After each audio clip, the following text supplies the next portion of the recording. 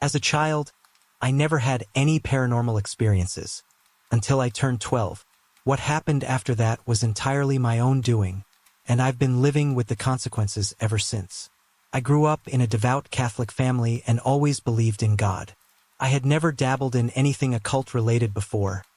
In fact, I knew better than to mess with those things. But for some reason, one morning I had a momentary lapse in judgment, a decision I still don't fully understand. It happened while I was staying with my grandfather for a week on his 1,500-acre farm. My parents were away on a trip to Spain, and I was left to stay with him in his old, somewhat creepy house deep in the countryside. One morning, before the sun had come up, I woke up early and found myself thinking about an episode of The Twilight Zone that I'd seen.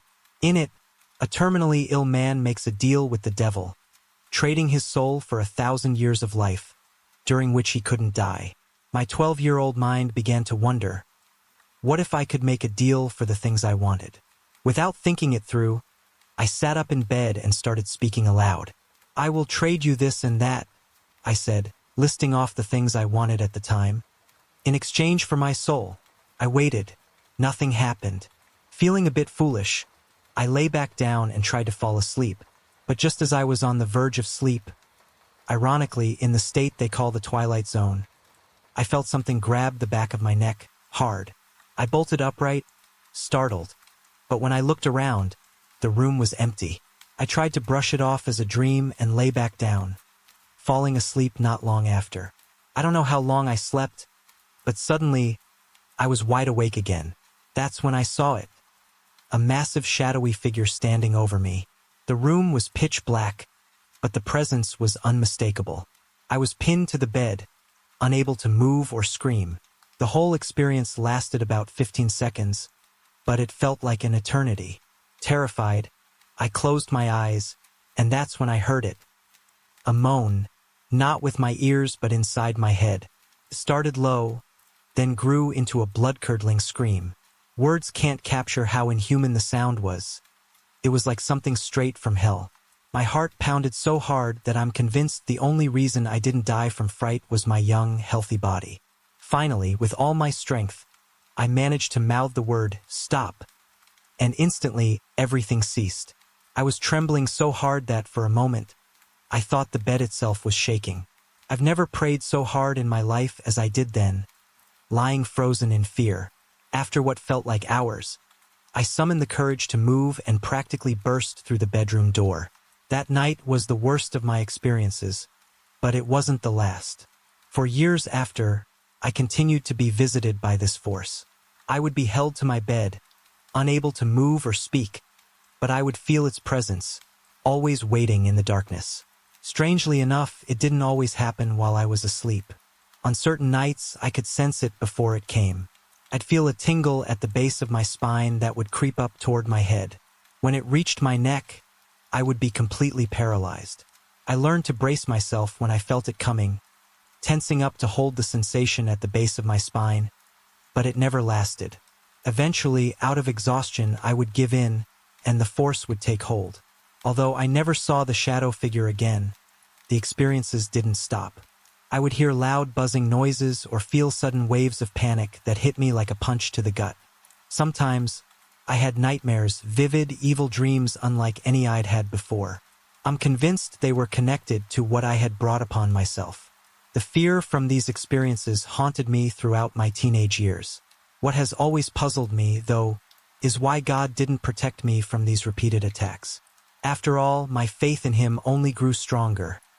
I prayed constantly for protection, especially at night, but it never seemed to help. I would call out in the darkness, rebuking the entity in the name of Jesus, but nothing changed. Some people might say I'm damned for what I did, that by offering my soul, I placed myself entirely in Satan's power. But I don't believe that. I don't think I'm forever condemned for a mistake I made as a child. God's power and forgiveness can save anyone, and I've made my peace with what I did. Over the years, the experiences have become less frequent, and now they rarely happen. But I still wonder why I had to go through it all. Maybe my torment was my penance, and I finally paid the price for my childhood mistake. Whatever the reason, I know one thing for sure. I've learned my lesson, and I'll never make that kind of mistake again. All my life, wherever I went, it seemed like I was followed by both divine and evil forces. It didn't matter where I lived. I always ended up in a haunted house. Eventually, I started to wonder if it was me that was haunted, rather than the places I lived. Sometimes, I think back on all the strange things that have happened to me and question whether I'm just crazy. But deep down, I know I'm not.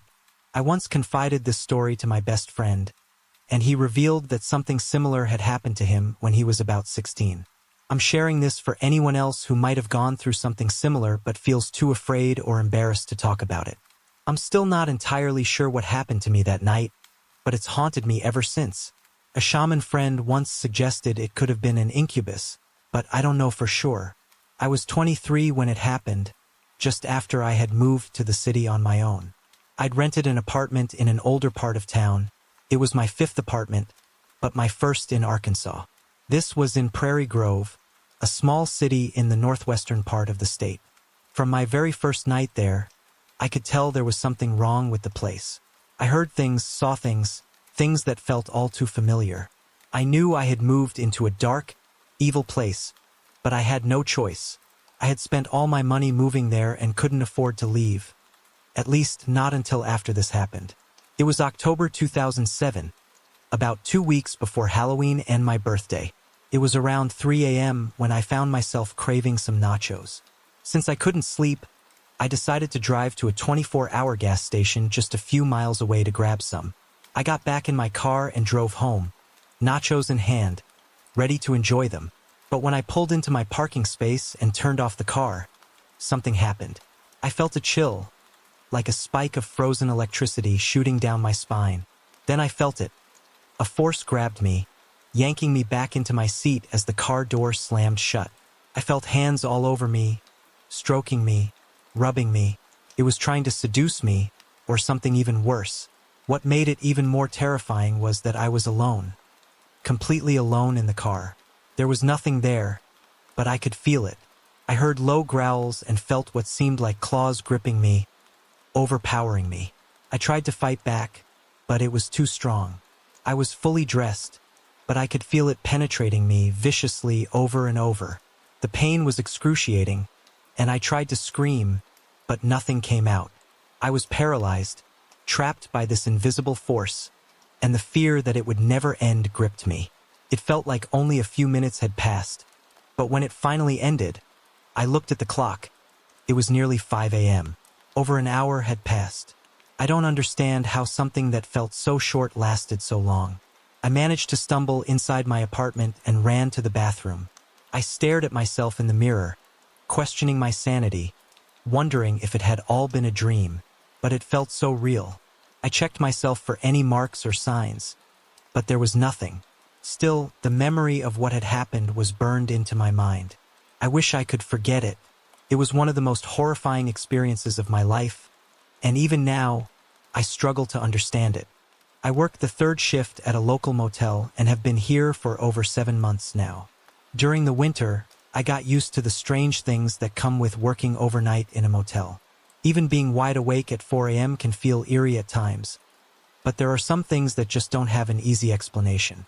Like lights flashing in response to questions, vacant rooms suddenly springing to life with radios blaring at full volume, doors that feel like someone is holding them from the other side, and catching spirit orbs on security cameras and even my phone. One night, the exit sign lights started acting weird. At first, they blinked rapidly, then gradually slowed down to just a few blinks per minute.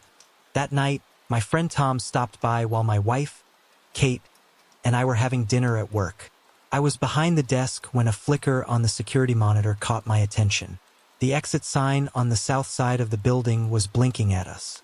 At first, we brushed it off as a camera malfunction, but Tom, who's naturally curious and eccentric, asked the screen, "Can you see us?" The light shut off completely. Our eyes widened, and hearts raced as Tom nervously asked, "Do you want us to leave?" The light blinked rapidly in response. We finished our dinner in the lobby, trying to shake off what had just happened. Kate left, urging us to ignore it and not give it any more attention. But curiosity got the better of us. While Tom stayed behind the desk watching the monitors, I ventured upstairs to check things out. Walking down the hall toward the blinking light, I heard music coming from room 223, the room closest to the exit sign. When I checked the room log, I found that room 223 had been vacant for the past 3 days. With the master key in hand, Tom and I entered the room. It was freezing cold. We could see our breath in the air. The clock radio, which wasn't set to an alarm, was blasting music at almost full volume. We turned it off, checked everything, and left the room feeling uneasy. We tried to rationalize what had just happened as we headed back downstairs. About 20 minutes later, I decided to do a walk around of the building. I checked the lower floors and then moved to the stairwell opposite room 223. I tried to open the door, but it wouldn't budge. I'm not one to run into things I can't move, so I planted my feet and gave it another push. The door opened about 2 inches and then stopped. It felt like something was holding it from the other side. I wrote it off as a coincidence, but it left me with an unsettling feeling. A few days later, Kate came back to have dinner with me again. After a while, we noticed the light on the security camera flashing again. This time, we decided to experiment. I asked Kate to go upstairs while I watched the security monitors. What I noticed was eerie. The light only blinked when she wasn't looking directly at it. We repeated this a few times with the same result. Spooked, we decided to leave it alone for a while. Months went by, and on a particularly stormy night, I noticed something else. I was sitting at my laptop when something moved on the security monitor. I leaned in closer and saw a glowing white orb moving erratically on the screen. It had an almost semicircular shape and moved in and out of the camera's view. I grabbed my phone and recorded the monitor. I still have the video. After about 10 minutes of watching this orb, I heard a solid thump from the back door. It wasn't a sharp knock, but more like someone throwing their shoulder against the door. A heavy, forceful sound. It happened 2 or 3 times, just enough to make me feel seriously uneasy. Since then, I've learned to expect the unexpected while working the night shift. But no matter how much time passes, some things just can't be explained.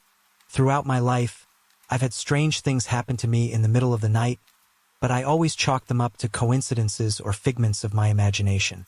I've always been spiritual, though I don't follow any specific denomination. I abide by Christian principles but believe that, in essence, we all worship the same higher power. Whenever these odd events happened, I would pray, and eventually, I'd feel calm enough to go back to sleep.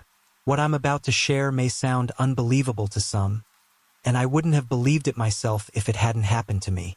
But now, I have no doubt that there are forces, demonic or otherwise, that can affect our world. There was only one other time in my life that I truly felt the presence of a demon before this story.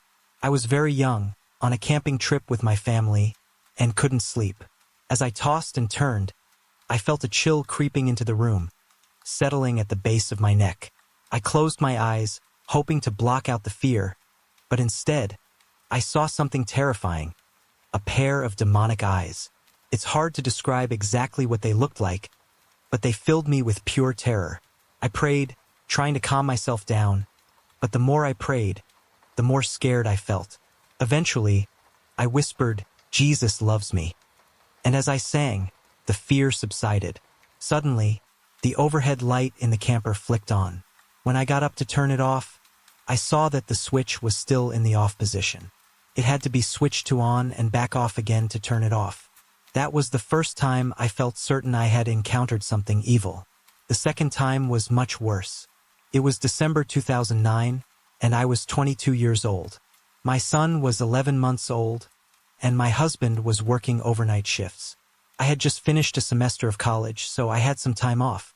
2 of my friends, Sarah and Jack, and I decided to take a trip to my parents' lake house in Greers Ferry, Arkansas, for a midweek getaway. On the way there, we passed a clearing that gave us a stunning view of the lake, shimmering under the moonlight. I motioned for Sarah, who was in the passenger seat, to take a look, but she seemed uneasy. When I asked what was wrong, she just whispered, "Nothing." I figured she was just spooking herself. Sarah had mentioned before that she could sense things, both good and evil, and that her dreams often came true. I didn't really believe in that stuff, though, so I brushed it off and turned up the music to distract her. When we arrived at the lake house, Sarah seemed to feel better, and we met up with Jack. We unpacked, assigned rooms, and settled in for the night. Sarah had originally planned to share a room with me and my son, but once we arrived, she changed her mind, saying she wanted her own space. I didn't think much of it at the time. Later that evening, my son, Chase, went to bed but woke up screaming uncontrollably after just a few minutes. He was usually a good sleeper, so this was strange. I calmed him down and tried putting him back to bed, but he started crying again the moment we crossed the room's threshold. Sarah stayed with him while Jack and I ran to the store for groceries. When we got back, Sarah was frantic. Chase had cried non-stop the entire time, only calming down when she held him. As soon as she tried to put him to bed, he'd start screaming again. We eventually got him to sleep, and the three of us stayed up chatting and watching movies until about 1 a.m. We were all tired by then, so we went to bed. That's when things got really strange. I fell asleep quickly but soon found myself in a strange dream. I was in a bright room full of laughing people, but I didn't want to be there. I walked into another room, identical but empty, and sat down on the couch. When I looked into the glass-top coffee table, I saw my reflection, but it wasn't quite right. My reflection was asleep. I started banging on the table to wake it up, and when its eyes opened, they were bright red. The table shattered. I woke up with a chill running down my spine. Felt like something was in the room, watching me. My son started to whimper from his crib, and I'd never heard him sound so terrified. Even though he was still asleep, I rolled onto my back, feeling a deep sense of dread. The door to my bedroom was open, and the shadow behind it was darker than normal, like a living presence. I tried to convince myself I was overreacting, but I couldn't shake the feeling. I've dealt with sleep paralysis since I was a child, and that night, it hit me hard. Every time I closed my eyes, I slipped into REM sleep and found myself paralyzed. At one point, just after breaking out of the paralysis, I felt something sit on the corner of my bed. I sat up immediately, but nothing was there. Chase was still softly crying in his sleep. I called my dog, but she had hidden under the bed and wouldn't come out. That's when I knew something was very wrong. The shadow by the door seemed closer now, creeping toward the bed. I began to pray and sing under my breath, hoping to make it go away. Eventually, I felt a bit calmer, but then I felt a hot breath against my face. I opened my eyes, nothing was there, but that was enough for me. I grabbed Chase, called for my dog, and ran to Sarah's room. I woke her up, and when she saw my face, she didn't need to ask what was wrong. Together, we moved Chase's crib into her room, but as we tried to close her door, it wouldn't shut. It was as if something was pulling the door from the other side. Eventually, we managed to get it closed and locked. Sarah confided that the reason she hadn't wanted to sleep in my room was because it scared her for reasons she couldn't explain.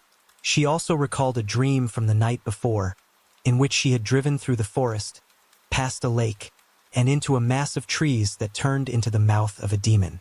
We prayed together and tried to get some rest. The next morning, things seemed better, until I went back into the bedroom to grab a diaper. As I walked back out, Chase, who was in my arms, looked over my shoulder and started laughing hysterically. I turned around, nothing was there. Needless to say, I didn't go back into that room for the rest of the day. Later that day, I felt an unusual sense of anger building inside me. I yelled at Chase to shut up, something I had never done before and haven't done since. Sarah, worried about me, told me to take a nap, and after some rest, I felt better. That night, the smoke alarm by the bedroom went off, despite there being no smoke. We laughed it off nervously, but we were all scared. Jack offered to stay with me that night, so we slept in the room next to the one that scared me. As we were drifting off, we heard a loud crash outside the door. When we checked, the bedroom door was wide open, swinging back and forth as if it had slammed into the wall. We all talked about our experiences with the supernatural, sharing stories about God and angels. At one point, Sarah and I both realized at the same moment, the presence was gone. A weight I hadn't even noticed before was lifted, and I finally felt at peace. I believe the demon followed me home, though much milder things happened after that. I told it that I was a child of God and it wasn't welcome in my life or my son's life. Since then, I haven't felt that dark presence or the overwhelming fear I used to experience. I just got back from a trip to Nashville, Arkansas, a small town where I spent the holiday weekend visiting my dad and meeting my stepmom, Elaine, for the first time. They'd gotten married quickly, and I wasn't there, but I had granted them that wish. The visit was nice, and I enjoyed getting to know her. But something strange happened during the trip. Actually, it happened early this morning. It was around 3 a.m. on Tuesday, the 29th. I had to wake up that early to catch my plane out of Texarkana, which was about an hour's drive away.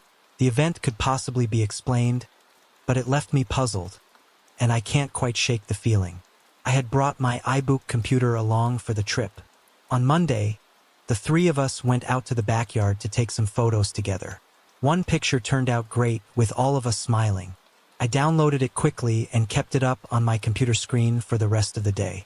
Now, my computer has this timed fade-out feature, where if the screen isn't touched for a while, it blacks out. The only way to turn the screen back on is if you touch the finger pad, the small square you use to move the cursor. So, right before bed at around 10 p.m. on Monday, I walked over to the computer and brushed my finger over the pad. The screen lit up, displaying the photo again. I glanced at it as I went to bed and settled under the covers. As usual, the screen blacked out after a few minutes, and the room was plunged into darkness. Fast forward to around 3 a.m. I woke up on my own, just before my alarm went off. I noticed something odd right away. The computer screen was on, illuminating the room with that same photo of the three of us. Instantly, a chill ran down my spine. The screen shouldn't have been on. It had been off for hours. I got up quickly to check if something, maybe an insect, had crawled across the pad and turned it on. But there was nothing there. As I stood by the computer, the screen went black again. I returned to bed, trying to shake the unease, when my alarm suddenly went off, startling me. As I reached to turn it off, I glanced at a figurine on the nightstand beside me, one that had been there the entire visit, but I hadn't really paid attention to until that moment. It was a small figure of a girl, kneeling with angel wings, her hands clasped in prayer. It gave me an odd feeling because it reminded me of a vision I had once of a girl with angel wings just before leaving somewhere. It could just be a coincidence, but between the computer being on and the figurine, I couldn't help but feel a little unsettled. Another thing I learned on this trip was that Elaine had a daughter who was born the same year as I was. Tragically, she died in a car accident around prom or homecoming about 10 years ago. With me leaving so early this morning, I didn't get a chance to ask Elaine where that angel figurine came from. I wanted to, but I didn't want to bring it up without a good reason, especially since we were just getting to know each other. I also didn't feel comfortable asking her about her daughter's death or whether she's experienced anything strange since then. I didn't want to upset her or make her think I was crazy, but as I left early this morning, I had so many questions running through my mind. Since May 22nd, I've been feeling like something is just a little off. I don't want to exaggerate or make things up in my head, but things have felt different, like my life is slightly off balance. These new developments might mean nothing at all, but I can't help but notice them. I'm paying attention to the details, just in case something unusual really is happening around me. It's hard to pick just one story to share. There have been so many moments in my life that have left me terrified. But after some thought and advice from my adoptive mother, I decided to share one of my earliest experiences. This happened when I was 10 years old, living in my parents' house in Kansas City, Missouri. I was getting ready for bed one night when I started to feel like someone was watching me. It wasn't an entirely new feeling. I'd felt it before, but it scared me nonetheless. Despite my fear, I went about my routine, brushing my teeth, combing my hair, and grabbing a book to read while falling asleep. But the feeling that someone was watching me, or worse, wanting to hurt me, wouldn't go away. After a few minutes of searching around my room and freaking out, I decided to turn all my dolls and stuffed animals around. I didn't want them looking at me. Then I turned off the main light but kept the desk lamp on, hoping it would offer some comfort. As I lay there, I tried convincing myself it was just my younger brother playing a prank. But just as I was ready to close my eyes, I saw something that made my blood run cold. The closet door slowly creaked open. Even now, I still have a fear of open closets in dark or dimly lit rooms. Out of the closet, a figure emerged. It was dark and shadowy, and I got the strong sense that it was a he, mean, cruel, and full of malice. I watched in frozen terror as he came closer, eventually sitting down on my bed. I could feel the weight of his presence, and when he sat on my feet, it felt as if an entire body was pressing down on me. For what felt like minutes, he just sat there, turning his head as if he was looking around the room before finally focusing on me. I couldn't breathe, couldn't scream, couldn't move. It was as if my body had completely betrayed me, leaving me helpless. He reached out slowly, his hand coming towards my face. I felt a cold touch on my chin, then my neck, and then nothing. Just as quickly and quietly as he had appeared, he vanished. I sat there for a moment, tears streaming down my face, before I finally found the strength to move. I bolted to my parents' room, shaking and sobbing as I told them what had happened. My mother just looked at me and told me not to say anything to anyone. This is just one of the many experiences I've had. Over time, I've tried to learn how to live with what I see, hear, and feel, but it's hard. It's difficult to ignore these things, yet I can't dedicate my life to them either. I'm still trying to figure out how to balance it all.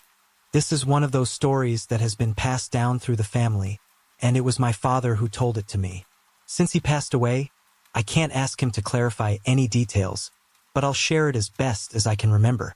The story happened to my great-grandparents a couple of generations back when they lived in Arkansas. They were very poor, what you might call true hillbillies. They lived in a small house, surrounded by fields far out in the country. They were just starting their life together, completely self-sufficient and isolated. My dad's mother wasn't even born yet at the time. One night, after my great-grandparents had just climbed into bed, there was a sudden pounding at their front door. In those days, around the 1890s, someone knocking at such a late hour usually meant trouble. There were no close neighbors, no phones, and people lived by the rule of early to bed, early to rise. Great-grandpa called out, asking who it was, but there was no response. After asking a few more times and hearing nothing, they decided to wait and see what would happen. When some time passed without any more noise, they went back to bed. But they couldn't shake the unease. They were isolated, so opening the door to a stranger, especially at night, could be dangerous. They were cautious and frustrated, unsure of what was going on. The knocking happened again over the next few nights. It might have been consecutive nights or just sporadic, I'm not sure. Each time, great-grandpa would ask who was there, but nobody ever answered. He started getting worried, so he kept his hunting gun near the door, just in case. That was the home security system back then, though he hoped he wouldn't have to use it.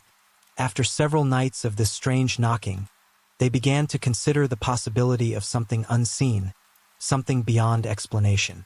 Back then, hillbilly superstitions were common, and my great-grandparents weren't closed-minded to such things. So, they decided to sprinkle flour on the front steps, hoping it might reveal something if the knocking happened again. Before long, just as they suspected, the knocking resumed one evening after they had gotten ready for bed. Great-grandpa grabbed his gun, cautiously prepared for whatever might happen, and called out again, asking who was there. When there was no answer, he positioned himself at the door with his gun, ready if necessary. Great-grandma, on his signal, flung the door wide open, but there was no one there. The porch was empty, and nobody was in sight.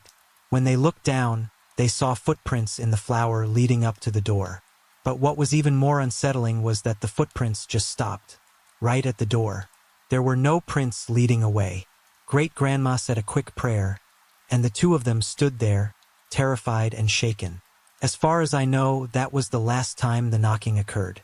My dad was an amazing storyteller, and he told this story many times over the years, always with the same details. He swore it was true, and I believe him. He was my dad, after all. I don't think he embellished the story too much, if at all. My aunt, his sister, also backs up the story as true. When I was in junior high, My dad's company kept him away from home 3 weeks out of the month. As a teenager, I didn't mind, it gave me more freedom, but for him, it was exhausting. His company, based in Nebraska, also had a location in a small town called Marianna, Arkansas, about 45 minutes from West Memphis. Since my dad and 2 other engineers spent most of their time there, the company decided to stop spending money on hotel stays and bought an old house for the guys to stay in. My dad was there most of the time, and sometimes up to 4 men stayed in the house. He helped find a huge manor-style house on one of the main streets in town, built in the late 1800s. The house had belonged to a woman who passed away with no surviving relatives, and her furniture remained in the house. They were thrilled to get a 5-bedroom mansion, fully furnished, for a great price. The house even had an old elevator, installed for the previous owner's daughter, who had polio. Rather than carrying her up and down 3 flights of stairs, they added the elevator. First, we all thought it was pretty cool. For the first couple of months, everything went smoothly. The guys were close to work, and the house became a second home for them.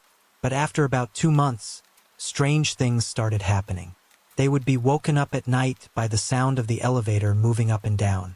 My dad would get up to check it, but everything always seemed fine. He figured it was just old wiring and tried not to think much of it, even though it happened 2 or 3 times a night. The house also had a caretaker who came in a few times a week to clean and keep an eye on the place when no one was staying there. She started complaining that her cleaning supplies would go missing, and sometimes she felt like someone was there with her. Once, she lost her gardening gloves and bought new ones, only to find the old ones sitting on the kitchen table when she returned. One night, I remember my dad calling my mom in a panic. He and a couple of the other guys had gone to Memphis for dinner on Beale Street. They'd had a few beers and some ribs, then came back to the house. Around 2 a.m., my dad and Larry, whose room was next to my dad's, were both woken by the sound of someone running up and down the hall, as if they were heading to the bathroom. They both thought there was an intruder in the house. My dad kept a handgun in his nightstand, so he grabbed it, and he and Larry went to check. They were sure they'd find someone in the bathroom, but when they opened the door, they only found muddy footprints leading into the bathtub. Then nothing. The footprints just stopped. They checked the windows and doors, but everything was locked and secure. After that night, they started joking about the old ghosts of the house, but no one ever felt fully comfortable staying there alone. That August, the company decided to fly all the families into Memphis for a company picnic. We stayed in Forest City, about halfway between Marianna and Memphis, and spent one afternoon at the house. All of the men had teenage daughters, and I guess they thought we wouldn't be too comfortable staying overnight in that place. As teenage girls tend to do, we decided to snoop around. When you went up the first set of stairs, there was a large portrait of the original owner hanging at the landing on the second floor. It wasn't that old, probably from the 60s or 70s, but the way the woman in the painting was looking straight ahead made it feel like she was watching you no matter where you moved. Creeped us out. My friend and I got curious and decided to check out the attic. As we opened the door leading to the attic stairs, a basket of fake flowers suddenly flew down the stairs at us. It was like someone had thrown it from the top of the stairs. It scared the life out of us, and we bolted downstairs as fast as we could. There was no way we were going to try using the elevator after that. Our dads just chuckled and said the basket must have fallen off something in the attic. Sure, it just happened to fall right at us. We were convinced the old lady didn't want us snooping around her house. The company kept the house for about another 6 months before they finally sold it. My dad and I still talk about driving by the house if we're ever in the area again, maybe even asking the new owners if they still have wiring problems with the elevator. I was about 9 years old at the time, and my best friend Celia had just celebrated her birthday the day before. She had turned 9 as well. That night, I stayed over at her house along with our other friend Greta. We had a typical fun night like any kids having a sleepover, staying up late, and playing games. The next morning, we decided to play our favorite game, hide and seek. But we mixed it up a little. This time, Celia would hide, and Greta and I would both be the seekers. Celia was a really good hider, so we thought teaming up would give us a better chance to find her. Greta and I started counting in Celia's mom's bedroom, and we could hear Celia's footsteps rushing around the house, trying to find a good hiding spot. Finally, we finished counting and yelled, "Celia, you better find a place fast. We're coming." We stepped out of the room, and that's when things got strange. As we looked across the hallway, we saw Celia running into her bedroom. Or at least that's what we thought. The figure looked just like her, but something was off. She looked kind of foggy, almost like she was glowing, and there was nothing from the hips down. She just floated through the door. For some reason, Greta and I didn't really register how strange this was in the moment. We thought, "Ha, we've got her now," and barged into her bedroom, confident that we'd caught her. But when we got inside, Celia was nowhere to be found. We searched all over the room, but there was no way she could have slipped out without us seeing. The room wasn't big enough for her to hide without being noticed. Still confused, Greta and I yelled, "Celia, just come out. We can't find you." Moments later, Celia came strolling in from the living room. Greta and I exchanged glances, both of us thinking, "Wait, didn't we just see her go into this room?" I turned to Greta and said, "Didn't we see her go into her room?" Greta nodded, equally puzzled. "Yeah, I saw it too."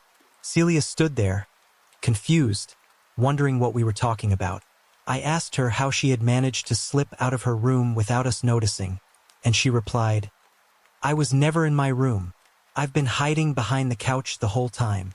That's when Greta and I started piecing it together. What we had seen wasn't exactly Celia.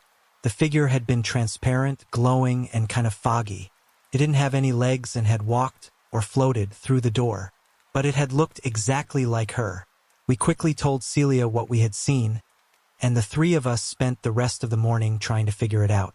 Our first thought was ghost, and like any smart kids, we ran to tell her mom what had happened. Her mom, of course, brushed it off, telling us we were just imagining things. But I know we weren't. Greta and I saw the same thing, and it still puzzles me to this day. We thought maybe it was some kind of out-of-body experience, like Celia's spirit had left her body for a moment. But she said she felt perfectly fine and didn't feel like her life had slipped away or anything. I'm 13 now, and the three of us still haven't figured out what we saw that day. It's a mystery that stayed with us all these years. My boyfriend and I moved into our duplex apartment in East Camden, Arkansas, around February 2007, just 2 months before I gave birth to our son, Micah. At first, everything was normal, but about 2 weeks after we moved in, something strange happened. One morning, while my boyfriend was at work, I woke up around 8 a.m. and was watching TV in bed when I heard a loud knock on the front door. I'm not the type to open the door for strangers, so I got up to check. I peeked out the window, but there was nobody there. I looked up and down the street. No one walking, no car driving off. It didn't make sense that someone could have knocked and disappeared that quickly. I checked every window but saw nothing. After a while, I convinced myself it was probably my imagination. A month after Micah was born, the same thing happened again around the same time in the morning. I had to quickly grab some shorts because I was still in my nightgown. As I was dressing, I heard another knock, this time impatient, as if someone was rushing me. Irritated, I yelled, "Just a minute," and hurried across the living room. It didn't even take me 5 seconds to reach the window, but when I looked out, there was nobody there. This time, I knew for sure something was off. There was no way anyone could have knocked and vanished that quickly without me seeing them. That's when I realized it wasn't just my imagination. Months passed, and by then my dog had puppies. We had put her in the spare bedroom, and one day, while I was home alone with the baby, I heard loud knocking coming from that room. At first, I thought the dog was bumping around, so I went to check on her.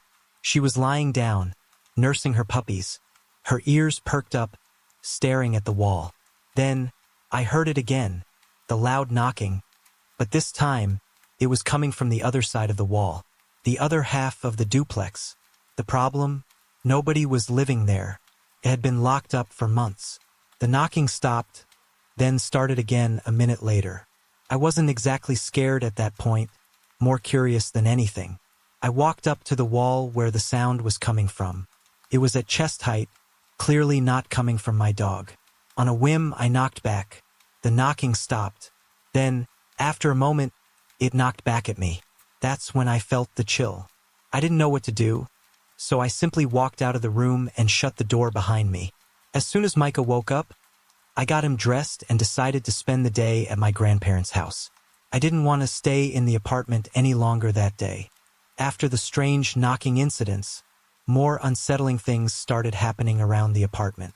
We had been having trouble getting Micah to sleep through the night, so my boyfriend started sleeping on the couch. Not to get away from us, but just to get some decent sleep, since Micah loved staying up late and would keep him awake. My boyfriend had to wake up at 5:30 a.m. for work, and it was starting to wear him down. One evening, after he came home from work, he asked me if I had gotten up in the middle of the night to go to the bathroom or anything around 2 a.m. I told him no, I had slept through the night without waking up. He frowned and said it was strange because he had woken up multiple times and heard footsteps coming from our bedroom, moving through the living room and into the kitchen. He assumed it was me and said that he even saw me walk past the couch, near where his head was, and head into the kitchen. He figured I was getting some water, so he waited to hear the sound of the fridge opening or the light turning on, but nothing happened. After calling out to me several times and getting no response, he got up to check. The kitchen was empty. He came into the bedroom, only to find Micah and me sound asleep. Worried that someone might have broken in, he searched the entire apartment, but found nothing. All the doors and windows were still locked. A few days later, I was home with Micah while my boyfriend was at work. Micah was playing quietly on the living room floor, and I was at the computer. I get nervous when he gets too quiet, so I turned around to check on him. He was calmly playing with his toys, so I turned back to the computer. That's when I noticed something out of the corner of my eye. I looked toward the kitchen and saw a small piece of Micah's broken recorder. One of those little musical instruments kids blow into. The end piece, which was shaped like a spool of thread but thinner in the middle, was lying on the floor. It had been rolling back and forth across the kitchen floor, as if someone had pushed it. I froze, watching it as it finally came to a stop. I couldn't take my eyes off of it. Confused and unnerved, I went into the kitchen to see if there was any explanation. I tried pushing the piece to see if it would roll the same way again, but it only rolled in circles, nothing like the smooth back and forth motion I had just seen. I couldn't shake the uneasy feeling that something wasn't right, so I called my sister and had her come over. I needed the company and a distraction from whatever was going on in that apartment. I'm 41 years old now, but my experience dates back to when I was 13. It was the last week of the school year, and I was walking home when I was stopped by an old man standing by the side of the road. He asked me if I wanted to make some money by helping him top a tree at the end of his driveway, where he usually parked. Curious, I shook the man's hand and asked him about the tools I'd be using. He simply said, "Follow me," and started walking around to the back of the house. He opened an old, half-broken tool shed and began pulling out tools for me to use. As I got back to the tree, I noticed two of my schoolmates walking down the hill, past the old man's house. I asked them if they wanted to help me with the tree, and one of them, Harold, agreed. The other friend declined and kept walking. We got to work, trimming and topping the tree, while the old man started talking about praying, God, and religion. He told us there was a specific way to pray, and I asked if he was a preacher. He said no, but he shared his advice about prayer. He suggested finding a big rock out in the woods, sitting on it and having a conversation with God, just you, the rock, and God. After a few hours of work, we finally finished. The old man seemed relieved and told us that he'd been trying to finish topping that tree for years, but was too old to do it alone. He handed me $2 for my work, and though it wasn't much, I took it. As we stood there talking, a car pulled up into the driveway, and an older woman stepped out, looking upset. She stormed over and asked, "What are you two doing in my driveway, messing with my tree?" I told her we were helping the old man top the tree. She looked confused and asked, "What old man?" I gestured to the man standing beside me and said, "This old man right here." She stared at me, looking pale, and then asked, "What's his name?" I turned to the old man and asked for his name. He replied, "Otis." The woman's face turned white, and she collapsed to the ground, unconscious. I rushed over to help her while my friend ran to call for an ambulance. When the paramedics arrived and revived her, They asked what had happened. The woman, still shaken, said, "Otis was my husband. He died while topping that tree 11 years ago." She showed us a picture of him, and sure enough, it was the same old man who had been standing beside me. But when we turned to look, the man was gone, vanished without a trace. It's been 26 years since that day, and I've never seen the old man again. Maybe his job was finally done, and he was able to move on. This story takes place at my parents' house in Fayetteville, Arkansas, back when I was a senior in high school. We had just moved into this house after living in North Carolina for a few years. The house was relatively new, only about 5 years old, and located in an average neighborhood. At first, there didn't seem to be anything unusual about it. The house was bright and sunny, with a pleasant atmosphere. But something felt different at night, especially in the living room. It sat at the center of the house, between the kitchen and the master and guest bedrooms, and it seemed to amplify every sound. My parents let me have the larger guest bedroom, which was right next to theirs. It had a large window that overlooked the front lawn and a high ceiling. It felt spacious and inviting, at least during the day. The first odd thing I remember happening was in broad daylight. It was a lazy Sunday morning, and I was reading a book, using a small brass bookmark that my grandmother had given me. The bookmark had my name engraved on it, and I kept it tucked in the book on my desk. I had placed the book down and walked to my closet to decide what to wear for the day when suddenly, I heard a loud crack above me. I felt something hit my shoulder. It was my brass bookmark. I was completely puzzled. I had just placed it on my desk moments ago. I told my parents, but they shrugged it off and blamed it on my little sister, who was asleep at the time. After that, I started keeping the other strange things that happened to myself. Every few nights, I'd hear things falling off my desk, waking me up. The items always seemed stable before I went to bed, but I constantly found myself staring out of my open bedroom door at night, feeling like I wasn't alone. Eventually, I started sleeping with my door closed, and the disturbances stopped. For a while, things were quiet, but then new noises began. I started waking up to faint, strange sounds near my bedroom door. Sometimes it sounded like quiet whimpering, and other times it was more like scratching at the base of the door, almost as if a small dog wanted to come inside. I never opened the door. I figured that if something was out there, I'd rather not invite it into the room with me. The reason I'm sharing this story now, after all these years, is because of a recent visit home that scared me more than anything else. I had gone off to college, and the strange occurrences seemed to stop once I left. But during my last visit for spring break, something happened that brought it all back. I was staying in my old bedroom, and since I had gotten used to sleeping with my door open again, I left it open that night.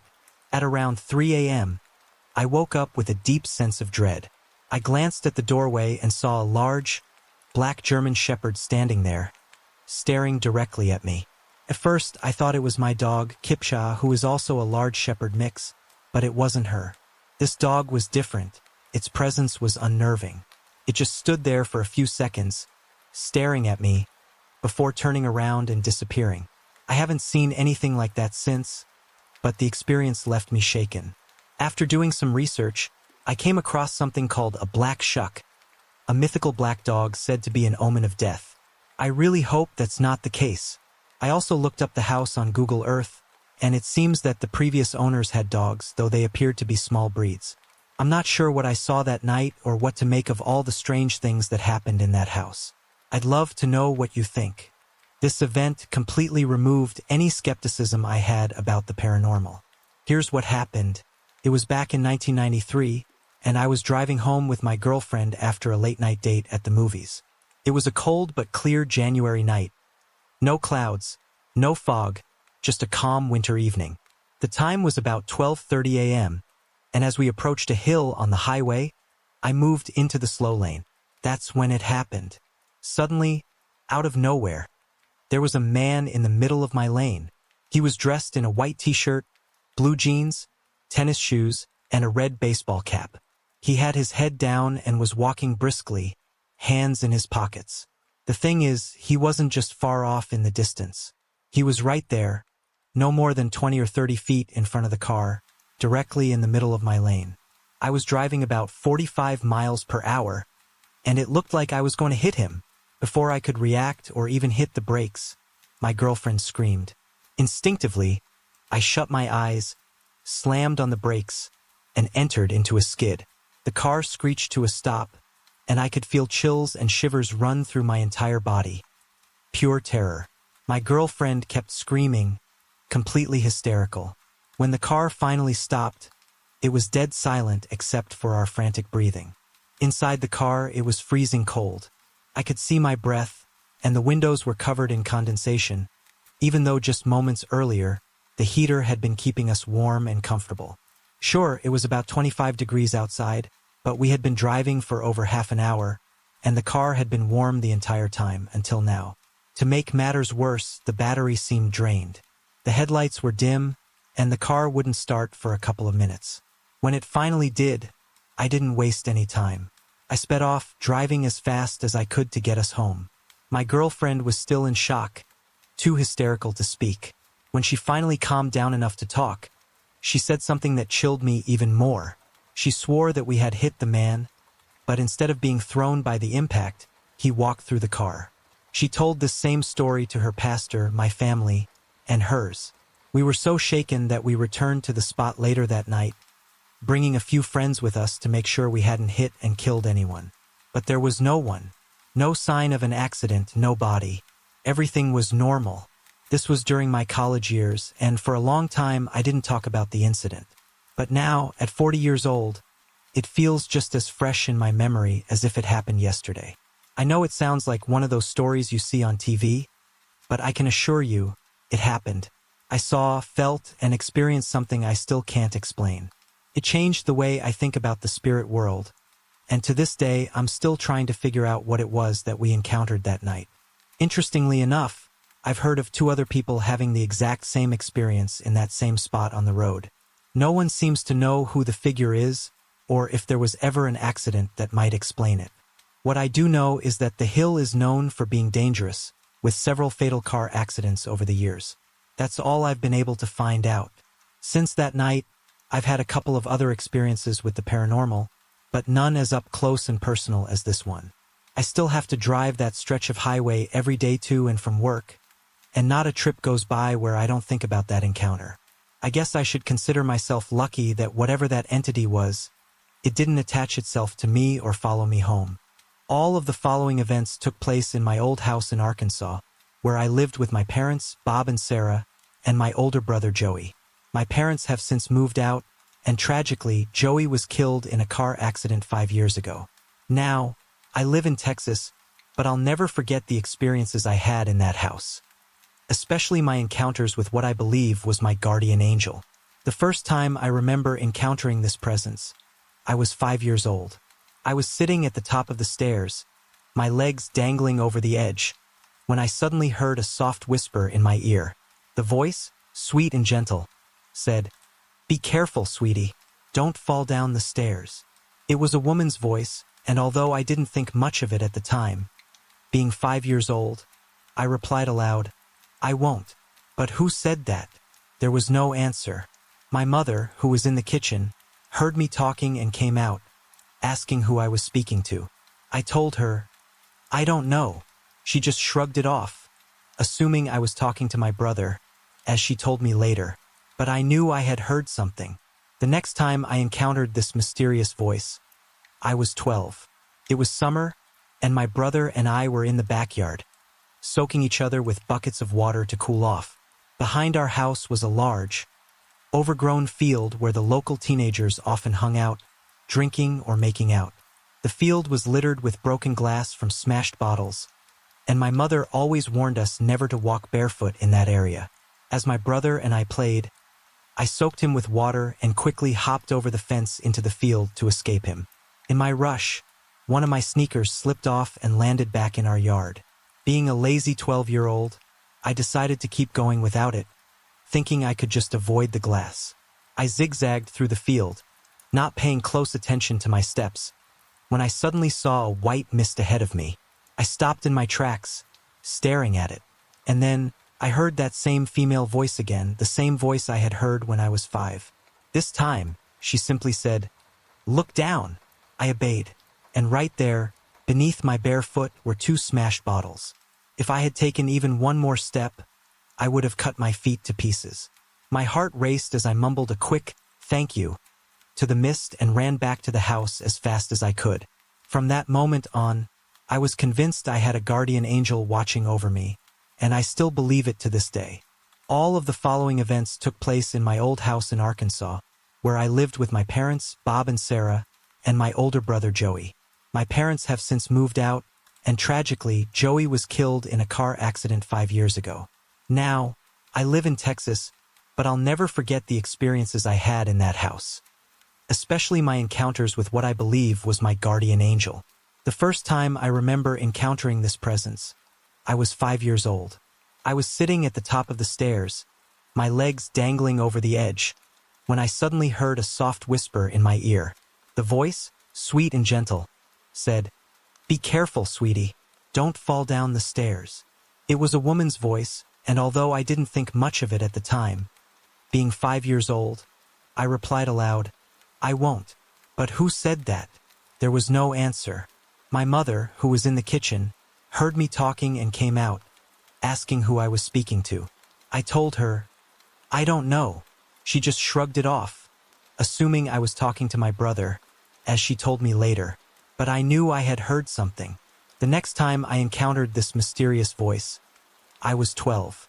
It was summer, and my brother and I were in the backyard, soaking each other with buckets of water to cool off. Behind our house was a large, overgrown field where the local teenagers often hung out, drinking or making out. The field was littered with broken glass from smashed bottles, and my mother always warned us never to walk barefoot in that area. As my brother and I played, I soaked him with water and quickly hopped over the fence into the field to escape him. In my rush, one of my sneakers slipped off and landed back in our yard. Being a lazy 12-year-old, I decided to keep going without it, thinking I could just avoid the glass. I zigzagged through the field, not paying close attention to my steps, when I suddenly saw a white mist ahead of me. I stopped in my tracks, staring at it, and then I heard that same female voice again, the same voice I had heard when I was 5. This time, she simply said, "Look down." I obeyed, and right there, beneath my bare foot, were two smashed bottles. If I had taken even one more step, I would have cut my feet to pieces. My heart raced as I mumbled a quick, "Thank you," to the mist and ran back to the house as fast as I could. From that moment on, I was convinced I had a guardian angel watching over me, and I still believe it to this day. In 2005, I opened a day spa just around the corner from the historic district in Conway. We launched in the first week of December, and about a week before Christmas, strange things started happening. At first, we heard items being moved around in rooms where no one was present. The house had been built in the early 1900s, so I tried to brush it off as the house settling. But soon it became clear that something more was going on. One of the rooms had a light that I always made sure to turn off at closing. Yet, when I'd come in the next morning, it would be on. At first, I thought maybe my mom was coming in and leaving it on. But when I asked, she said she hadn't been in at all. Then, in June of 2006, things escalated. My mom was in the shop with a client named Danny when she called me, asking why I hadn't come in to say hello. I told her I hadn't returned to work after I left earlier. That's when she told me both she and Danny heard the doors open and close twice. Danny confirmed that they had both thought I had come back in. Most of the strange occurrences seemed to happen at the same times each year, with little things happening sporadically. In early 2007, I was working late with a client named and was telling her about some of the strange things that had been going on. After finishing her pedicure, I tried to drain the water from the tub, but the pump wouldn't turn on. I told and I'd try again in a little while. When I went back 45 minutes later, the water was gone, even though the pump still wasn't working. And I laughed and joked that the ghost must be a girl, because a boy wouldn't have bothered with it. Throughout 2007, lights would turn on by themselves, and things would be mysteriously moved around. But the week before Christmas, the activity really ramped up. The ghost became a regular topic of conversation among staff and clients. One girl, Lauren, laughed and said, "You guys are funny. There's no ghost here." but she changed her tune about an hour later. Lauren had gone to the other side of the building when she came back, her eyes wide as silver dollars. She said she had been shoved and was visibly shaken. After that, she never doubted the presence of a ghost in the shop again. Fast forward to February 2008. I was working with Lee and a client named Betty when we both heard the sound of Lee's clippers turning on. I didn't think much of it, assuming Lee was cleaning them. But about 5 minutes later, Lee came into the room and asked if I had turned them on. I told her I thought she was using them, but she hadn't even been to her station yet. In October 2009, my mother was in the shop late one night, around 10 p.m., reorganizing things. She was in the kitchen when she felt like someone was watching her. She said there was a lot of noise in the building, and after the unsettling feeling in the kitchen, she decided to leave. Then, in December of 2009, my 2.5-year-old granddaughter, Ashlyn, came to the shop and needed to use the bathroom, the same one where Lauren had her encounter almost a year earlier. When Ashlyn came out, she was scared. She told me the scary was back there. I asked her to show me, but she wouldn't go down the hall again. When I finally convinced her to go with me, she stopped dead in her tracks, pointed and said, "It's right there." I couldn't see anything, but she clearly did. I asked her what it looked like, and she kept saying, "It's black and has no eyes." Even now, at 4 years old, she tells the story like it happened yesterday. Another employee, Ashley, had a digital clock plugged into the wall, and almost every time she came in, the time had been changed. It only happened to her clock. Ashley also once saw someone sitting in a chair, but when she turned to look again, the figure was gone. Jonna, a massage therapist who worked with us, also confided in me that she often felt like she was being watched. During my sophomore year of high school, my parents made the decision to start a new business, which meant we had to move. It wasn't far, only about 40 miles from the town I grew up in, but as a teenager, it felt like I was being uprooted and taken 300 miles away. The house we moved into had an unusual backstory. The previous owner, a divorced mother of 2, could no longer afford the mortgage and was forced to sell. We bought their house and they bought ours. We visited the house several times before the move, and I met her 2 kids, Eric, who was 12, and Laura, who was 14. Eric seemed like a normal kid, but Laura was a different story. She was the epitome of an angry teenager, lashing out at everyone, especially her mother. I remember her showing me her bedroom, and with a scowl she said, "This might be where you end up sleeping, but it'll always be my room." Later, when they visited our house, I took Laura for a walk around the neighborhood. She wasted no time telling me how much she hated the area, calling it podunk, and saying she couldn't wait to leave. I didn't want to move either, but I told her it was just how things were. 7 months passed in our new home, and I had settled in. I made friends, got a job, and even started dating someone. One weekend, my boyfriend and I went to a small lake about 20 miles away. It was a fun day, but as the weather turned, we quickly packed up and headed home. A few miles down the road, we came to a sudden stop. There had been a horrific car accident just minutes before we arrived. Sirens wailed as emergency vehicles rushed to the scene. A small red pickup had run a red light and been hit by a larger truck going 55 miles per hour. The scene was chaotic, and to my horror, right next to me, I saw men taking photos of something in a ditch. Curiosity got the better of me, and I glanced over. What I saw made my blood run cold. It was the top of a girl's skull with long brown hair. I was shaken to my core. When I got home, I told my mother what I had seen. I barely slept that night. The next morning, my mom came in and told me that Laura had been killed in the accident. I was in shock. It was her. After the funeral, life slowly returned to normal, or so I thought. A month or so passed, and I began to let go of the trauma I had witnessed that day. But then the strange things started happening. One night, I woke up suddenly, feeling a presence in my room. I had a daybed at the time, and I was facing the wall. I felt something lying beside the bed, stretching the entire length of it. I was convinced there was a casket next to me, and though I refused to turn over and look, I could feel its presence. I lay there in fear for hours, too terrified to move until I finally fell asleep from sheer exhaustion. I didn't tell anyone about it. I thought my mother would think I was crazy. Over the following months, smaller things started happening. Every time I went up the stairs, I felt someone following me. Lights flickered on and off by themselves. The garage door would sound like it was opening, but when I checked, it hadn't moved. Doors would slam shut on their own. Windows opened without explanation, and drinking glasses would shatter in my hand for no reason. Objects I left on tables would disappear for hours and then reappear in the same spot. My dog would sit up in bed at night, barking toward a corner of the room. I was terrified of being in that house, but I felt like I couldn't tell anyone. One day, a male friend came over, and we were getting ready to head out to a local event. As I was getting ready, he played with the dog. When I came back, he looked uneasy and bluntly said, "There's someone here with us. I can feel them.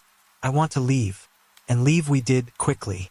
That's when I finally told him about the strange things I'd been experiencing. The most terrifying experience happened one night when a guy I had briefly dated showed up unexpectedly. He was pushy and clingy, and I didn't want to see him, but I let him in for a quick chat. After a few minutes, I gave him several hints that he needed to leave, but he didn't get the message. So, I went upstairs to take a shower, hoping he would get the hint and leave on his own.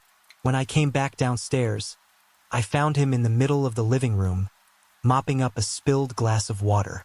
He looked shaken and angry. He asked, "Why didn't you answer me when you were in the hallway?" He was referring to the foyer just outside the living room. I told him I had no idea what he was talking about. He then explained that he had seen me, or what he thought was me, moving through the hallway, flitting back and forth, disappearing as he tried to follow. He said I even scared him by suddenly appearing behind the couch, causing him to drop his glass.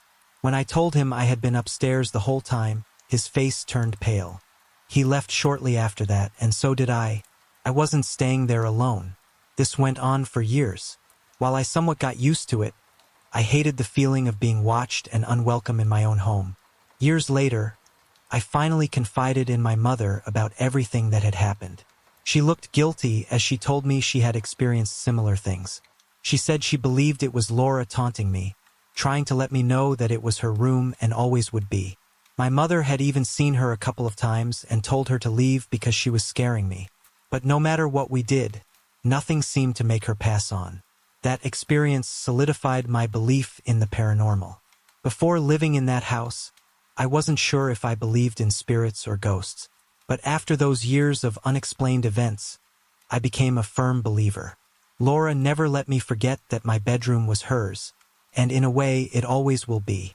I was born in 1981, not in a big city or a small, remote town, but a medium-sized place in the desert. I was born to loving parents, my father's second child and my mother's first. My older half-sibling didn't live with us because my father's first wife had custody. 2 years later, my younger brother was born, and we became a close-knit family.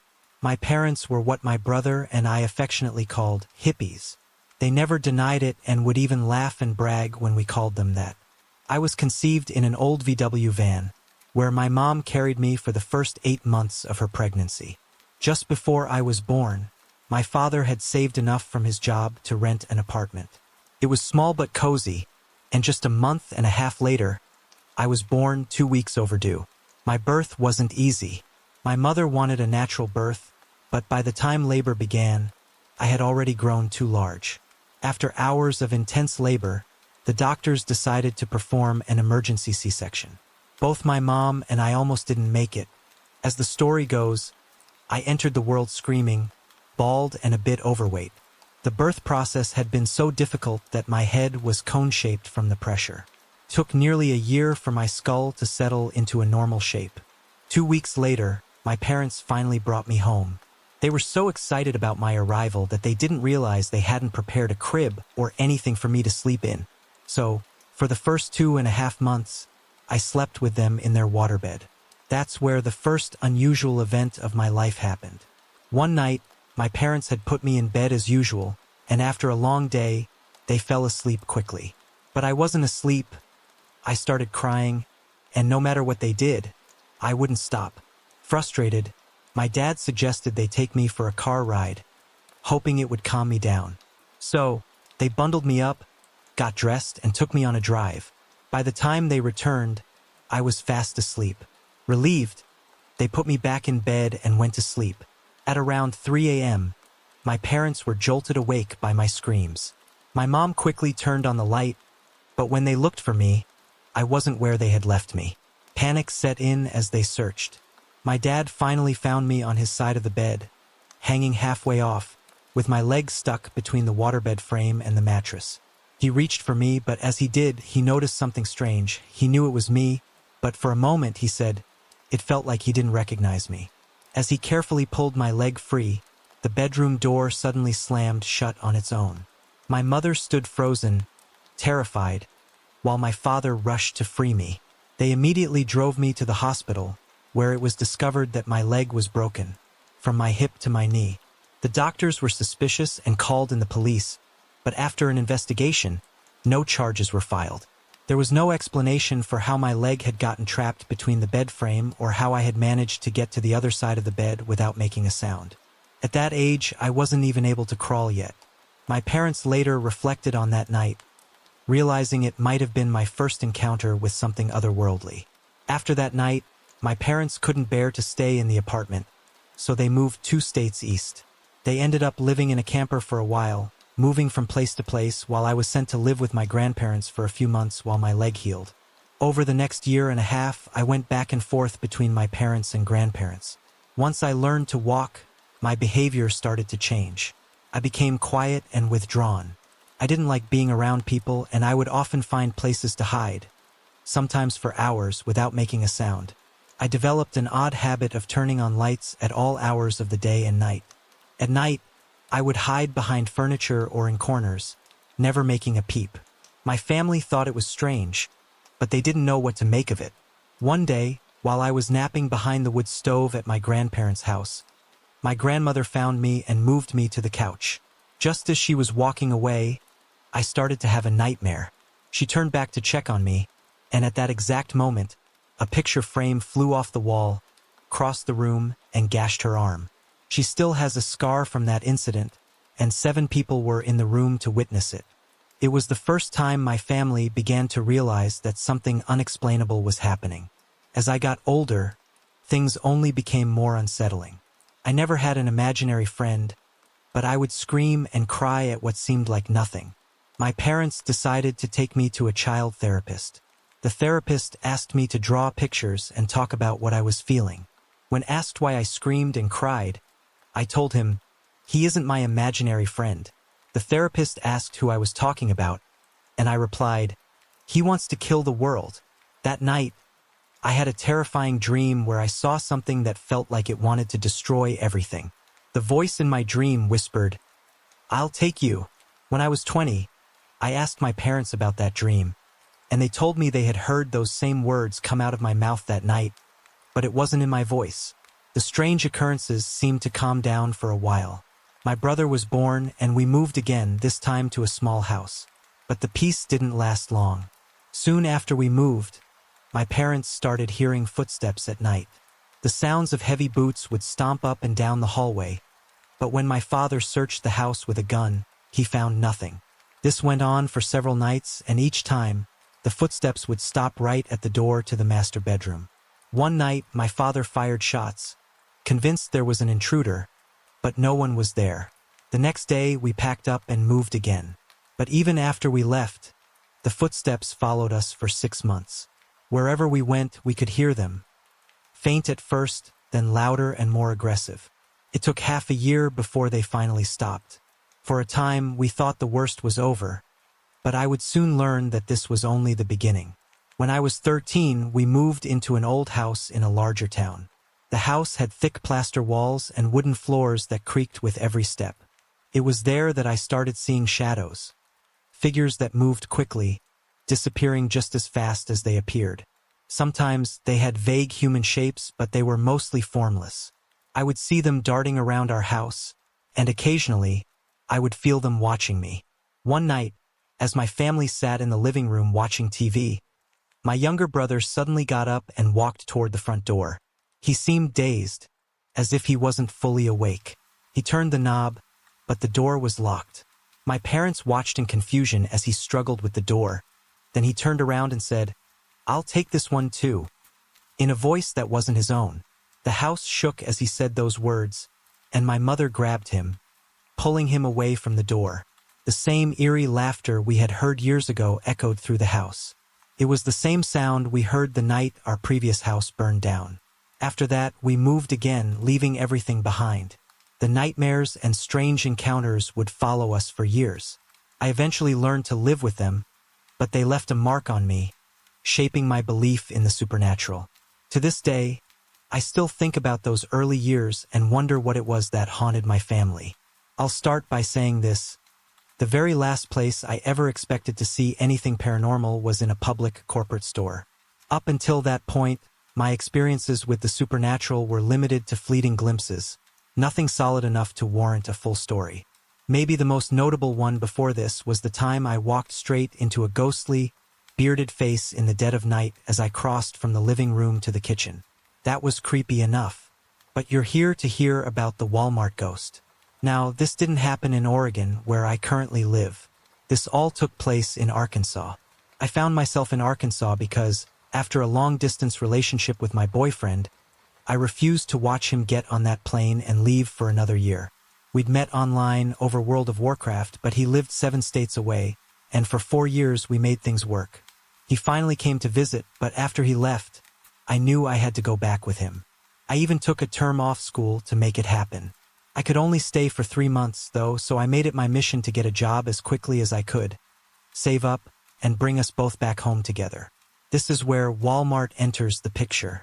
I wasn't planning on working at Walmart, especially since, in Oregon, it's not exactly a store people love. It's known for killing local businesses, and I wanted to avoid it.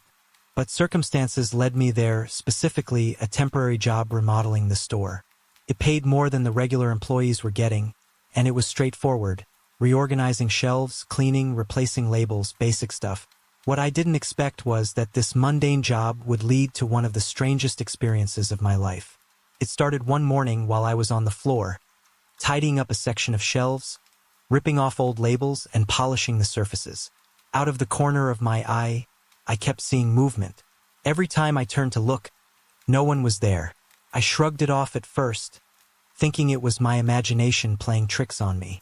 But it kept happening, quick flashes in my peripheral vision, enough to make me turn and check again. Nothing. The more it happened, the more I started to feel like something or someone was there. It was becoming a reflex. I'd catch a glimpse, whip my head around, and find no one. But I couldn't shake the feeling. I finally decided to try and watch without fully turning my head, to see if I could catch whatever it was out of the corner of my eye. Over time, I started to realize what I was seeing. It was a woman, or at least a figure, in a bright orange shirt with long curly brown hair. She was always facing away from me. I don't recall seeing her legs. Maybe there was a faint gray smudge beneath the orange shirt, but I wasn't focused on that. Every time I tried to follow her or get a better look, she would disappear. I even prowled the aisles, looking for anyone wearing orange, but I was the only one there. Eventually, my supervisor interrupted my search and called me for lunch. As I sat outside eating, I mulled over what I had seen. None of my coworkers or supervisors had been wearing orange, and I hadn't seen any customers dressed that way either. Out in the open air, things felt normal again, and I started to convince myself that I was just hungry or that maybe the cleaning chemicals had messed with my head. After lunch, I was assigned to the women's hosiery and lingerie section, organizing stockings and underwear. Once again, I was working alone, replacing tags and straightening the shelves. That's when I started seeing her again, the woman in the orange shirt. This time, she appeared off to my left, near a row of nylon leggings. I caught glimpses of her more frequently now, and at one point, I even saw her standing next to someone in a white shirt. But when I turned to look, no one was there. Frustrated and more than a little creeped out, I decided to investigate. Maybe there was something I was supposed to find.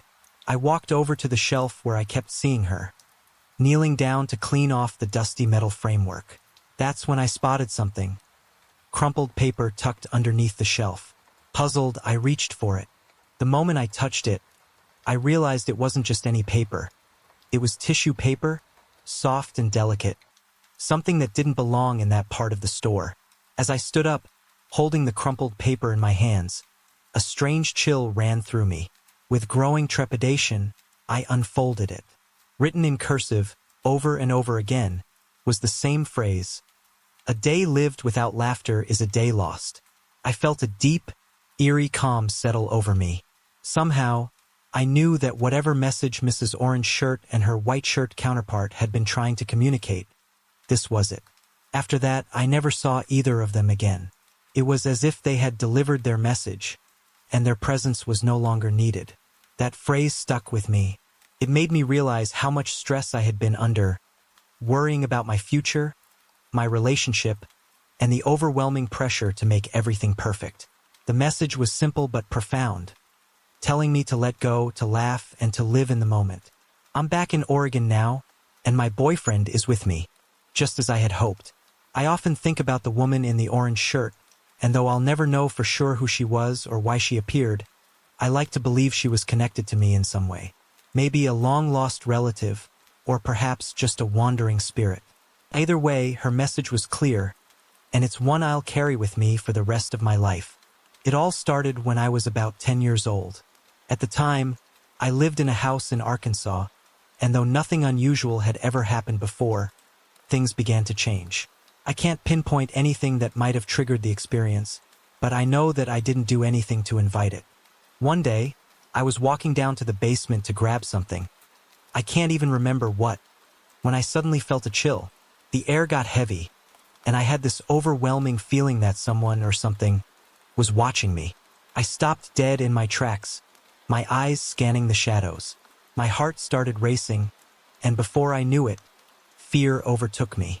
I bolted up the stairs without even grabbing what I went down for. That feeling of being watched never left me after that. It followed me for years. When I turned 11, things escalated. It wasn't just feelings anymore. I started seeing things. Shadows. At first, it was only out of the corner of my eye. A dark figure in a black cloak, staring at me. Sometimes, I'd walk past a dark room with the lights off and see the figure again. Its back turned to me, just standing there, looking out the window. I never saw its face, but its presence was always unsettling.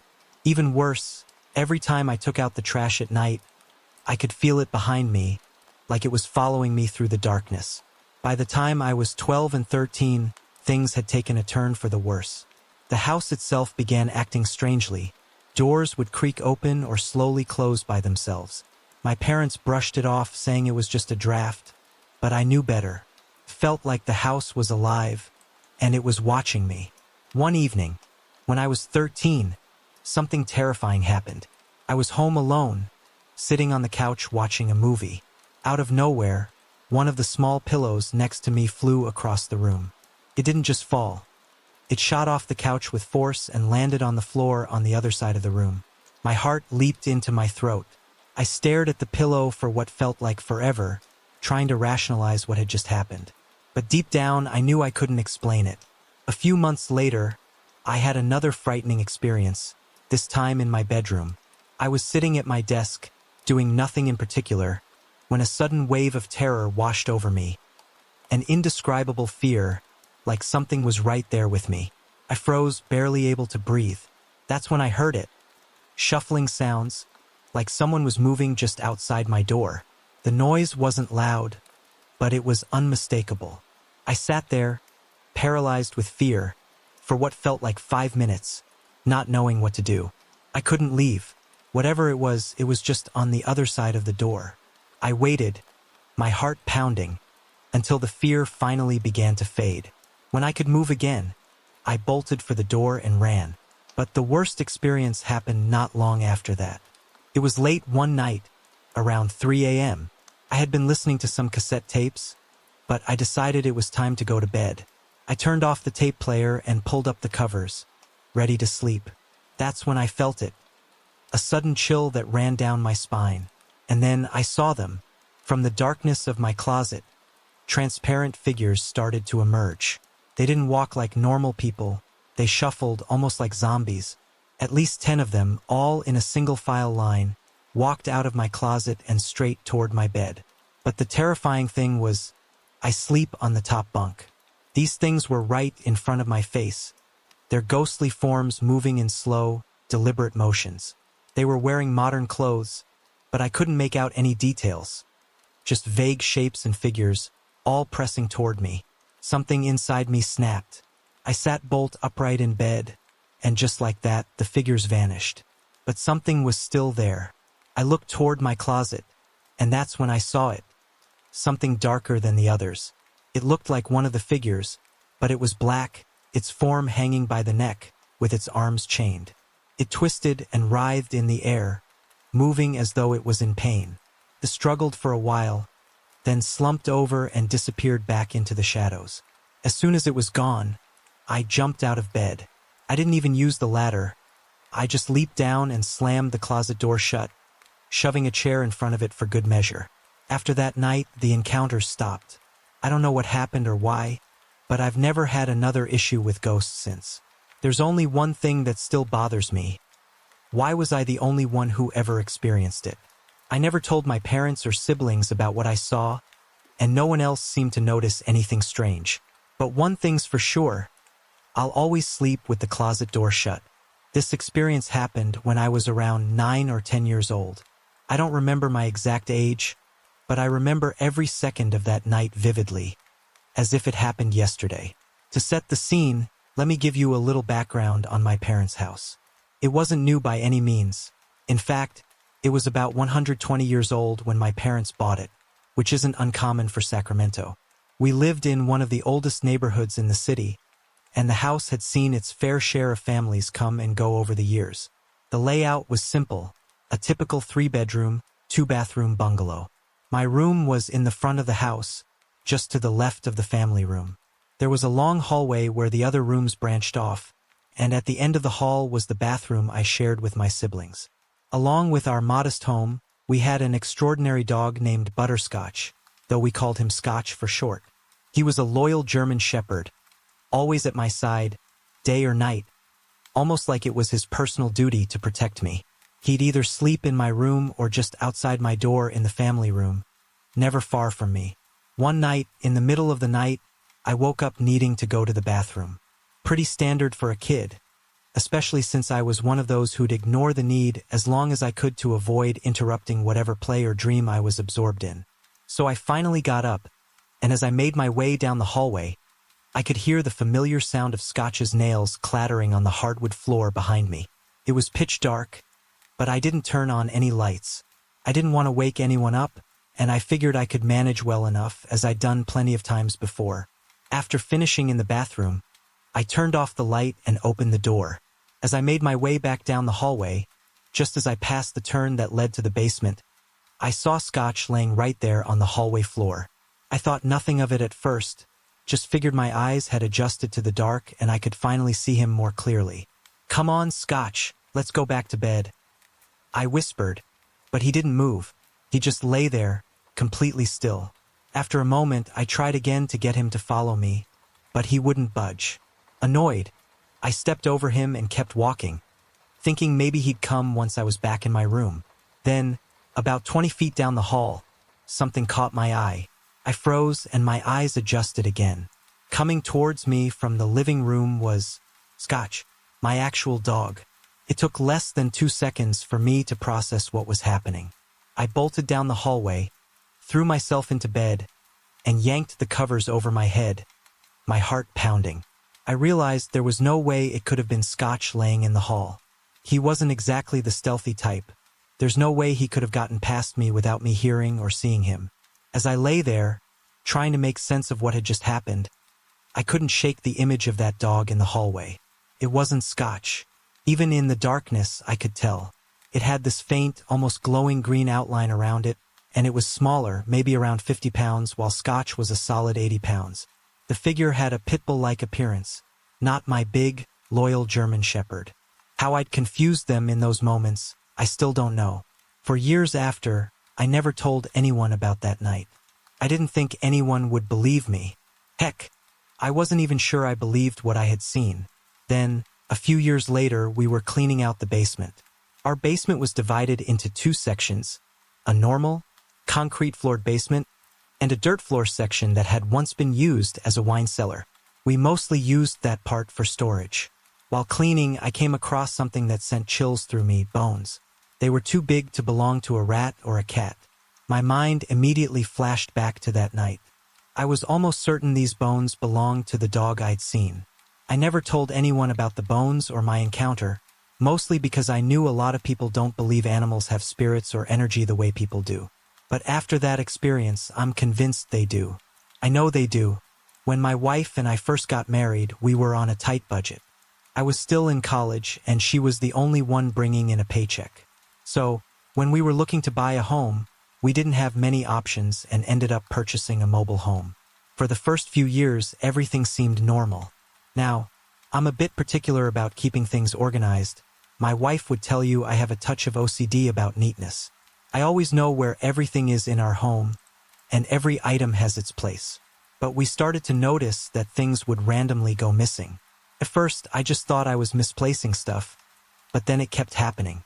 I would spend hours searching for items that had disappeared, only for them to reappear in the exact spot I knew I had left them, sometimes days later. My wife would swear she wasn't playing any tricks on me, and frankly, it was driving me crazy. We hadn't really considered that something strange might be happening until I saw something that left me in disbelief. It was about 2 or 3 in the morning, and I woke up.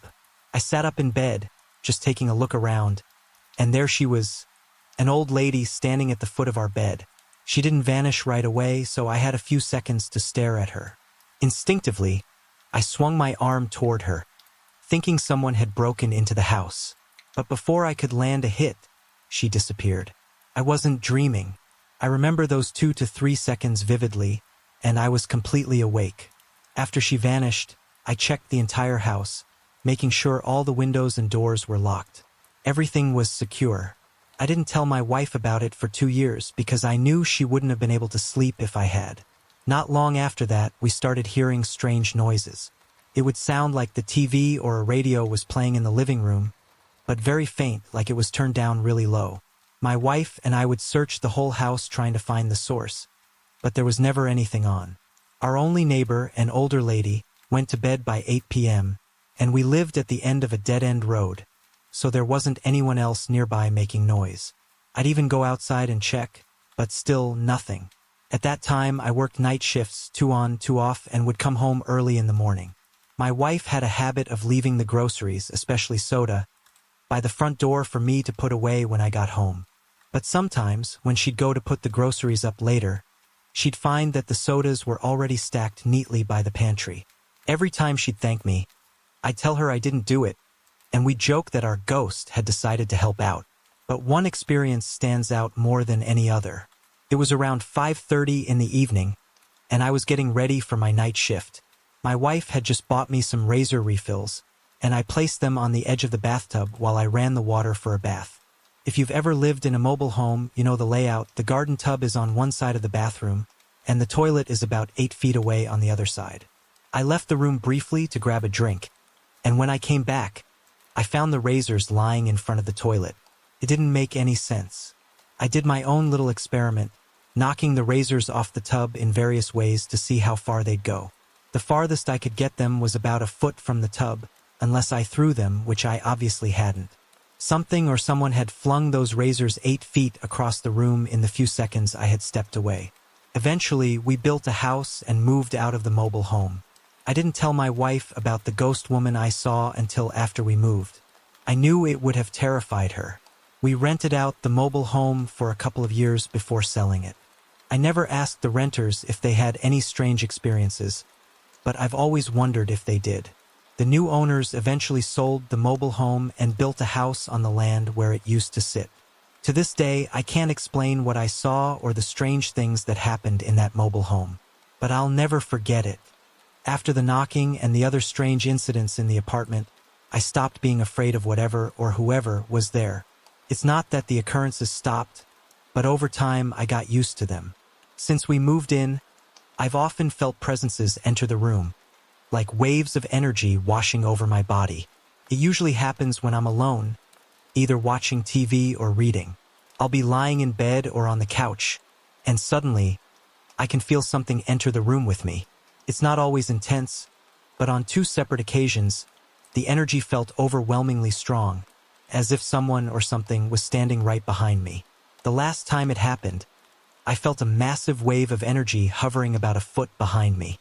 It was so powerful that I kept turning to look, but of course, there was nothing there. Even though I couldn't see anything, I could feel it looming over me, just a little too close for comfort. I didn't feel threatened, but it was unsettling. Still, I wasn't about to let it know I was scared, so I just kept doing what I was doing and waited for it to pass.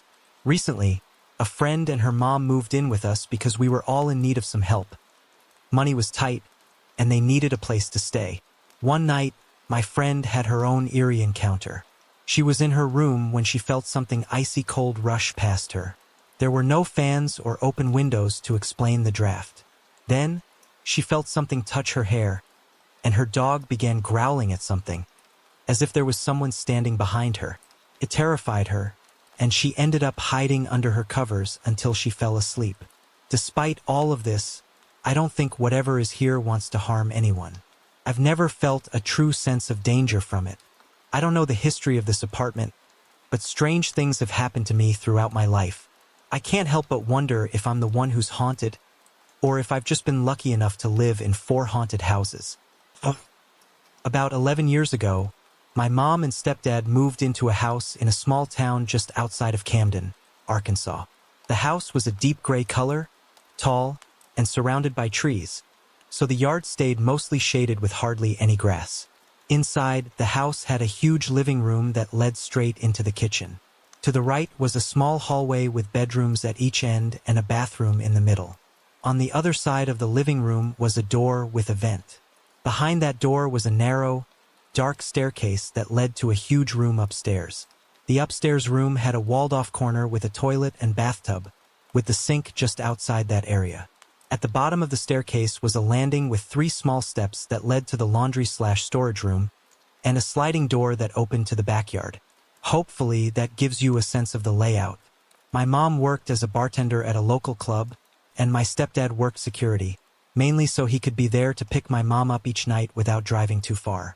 For the first few weeks, everything seemed fine, but strange things started happening when they returned home from work. They'd find the lights on in the upstairs room, and sometimes the water would be running. At first, they thought someone was breaking in to mess with them. So one night, they put flour by the doorways and taped all the windows shut. But when they got home, sure enough, the lights and water were on again upstairs, even though nothing else had been disturbed. My mom went upstairs to turn everything off and said aloud, "Whoever you are, if you're good, you can stay.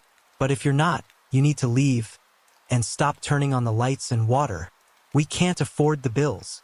After that, the lights and water stayed off. They had a huge German shepherd named Nick, and he was terrified of the upstairs room. He would stand at the bottom of the stairs and whine, refusing to go up. The one time they did manage to get him upstairs, he just sat there shaking and whining, then bolted back downstairs as soon as he could. My stepsister Lisa was around 3 years old at the time, and she had her own room downstairs. She used to spend hours playing there, talking and laughing as if someone was with her. When my mom asked who she was talking to, she said it was her friend, though the name sounded odd, possibly Native American, though none of us could remember it exactly. Lisa described her friend's parents as having long black hair and speaking in a funny way, like Indians, though she had no concept of what Native Americans were at the time. She said that every time my mom came into the room, her friend would disappear because my mom scared her. My mom assumed it was just an imaginary friend and left it at that. One night, my stepdad's mom was staying over. She was sitting on the couch next to the kitchen and thought she saw my mom's turquoise bathrobe pass by. She called out, asking my mom to make some coffee, but got no response. When she got up to check, the kitchen was completely empty. Another time, my stepdad was home alone, taking a bath with the door open since nobody else was home. When my mom returned from town, she found him sitting outside, visibly shaken. He told her that while he was in the bath, he saw a ball of mist float across the living room and disappear through the vent in the door that led to the upstairs room. It scared him so much that he ran outside in his underwear and got dressed in the car. On another occasion, my mom told me they were having a cookout when they heard strange music coming from the woods behind the house. She said it was the weirdest music she'd ever heard and couldn't even describe it to me. They also saw lights coming from the woods, even though no one lived back there, just miles of trees. The men grabbed their flashlights and guns to investigate, but they never found the source of the music or the lights. When my sister and I visited on the weekends, we would sometimes play upstairs, but we never stayed for long. After a while, we'd get so scared that we'd have to run back downstairs. My mom always made us a pallet in the living room because we were too frightened to sleep upstairs more than once or twice. We always felt like someone was watching us. After they moved out, a lady my mom knew moved into the house. She ran into my mom one day and asked if anything strange had ever happened there. My mom told her about a few things, and the lady shared that she had seen a ball of mist come from the door with the vent, and halfway across the living room, it turned into the figure of a woman before going out the front door. It was almost the same thing my stepdad had seen. Even now, every time I drive past that house, which isn't often, I feel drawn to it like something is calling me back. I don't know why, but if I had the money and it was still for sale, I'd buy it in a heartbeat. It might sound strange, but I feel like there's something waiting for me there. This personal account dates back to the late 1970s when I was about 19 years old. At the time, I had moved into a newer home with 4 other roommates. One of my roommates missed her mother deeply, as she had passed away several years earlier. As for me, I had developed a strong interest in the paranormal and psychic phenomena. I had even honed enough skill to sometimes sense spirits, hear faint voices, and occasionally catch glimpses of things out of the corner of my eye. We also had a friend named Robin, whom we called Bird. She had definite psychic abilities, and her mother was a tarot card reader who followed astral charts and planned her activities around them. Bird didn't live with us, but she was a close friend to all of us. There were a lot of strange, unexplained things that happened in that house. Lights would turn on by themselves, and occasionally the bathroom faucet would turn on full blast for a few seconds before shutting off again. It was all very odd, but things took a more intense turn one night when I was home alone. I was in my room reading when I heard the front door open, followed by one of my roommates shouting in alarm, "What the hell? Oh my God! Who did this?" Confused, I opened my bedroom door, and smoke poured into the hallway. Somehow, the coffee pot had been placed on the electric stove burner, which had turned itself to high. The handle had melted, filling the house with smoke.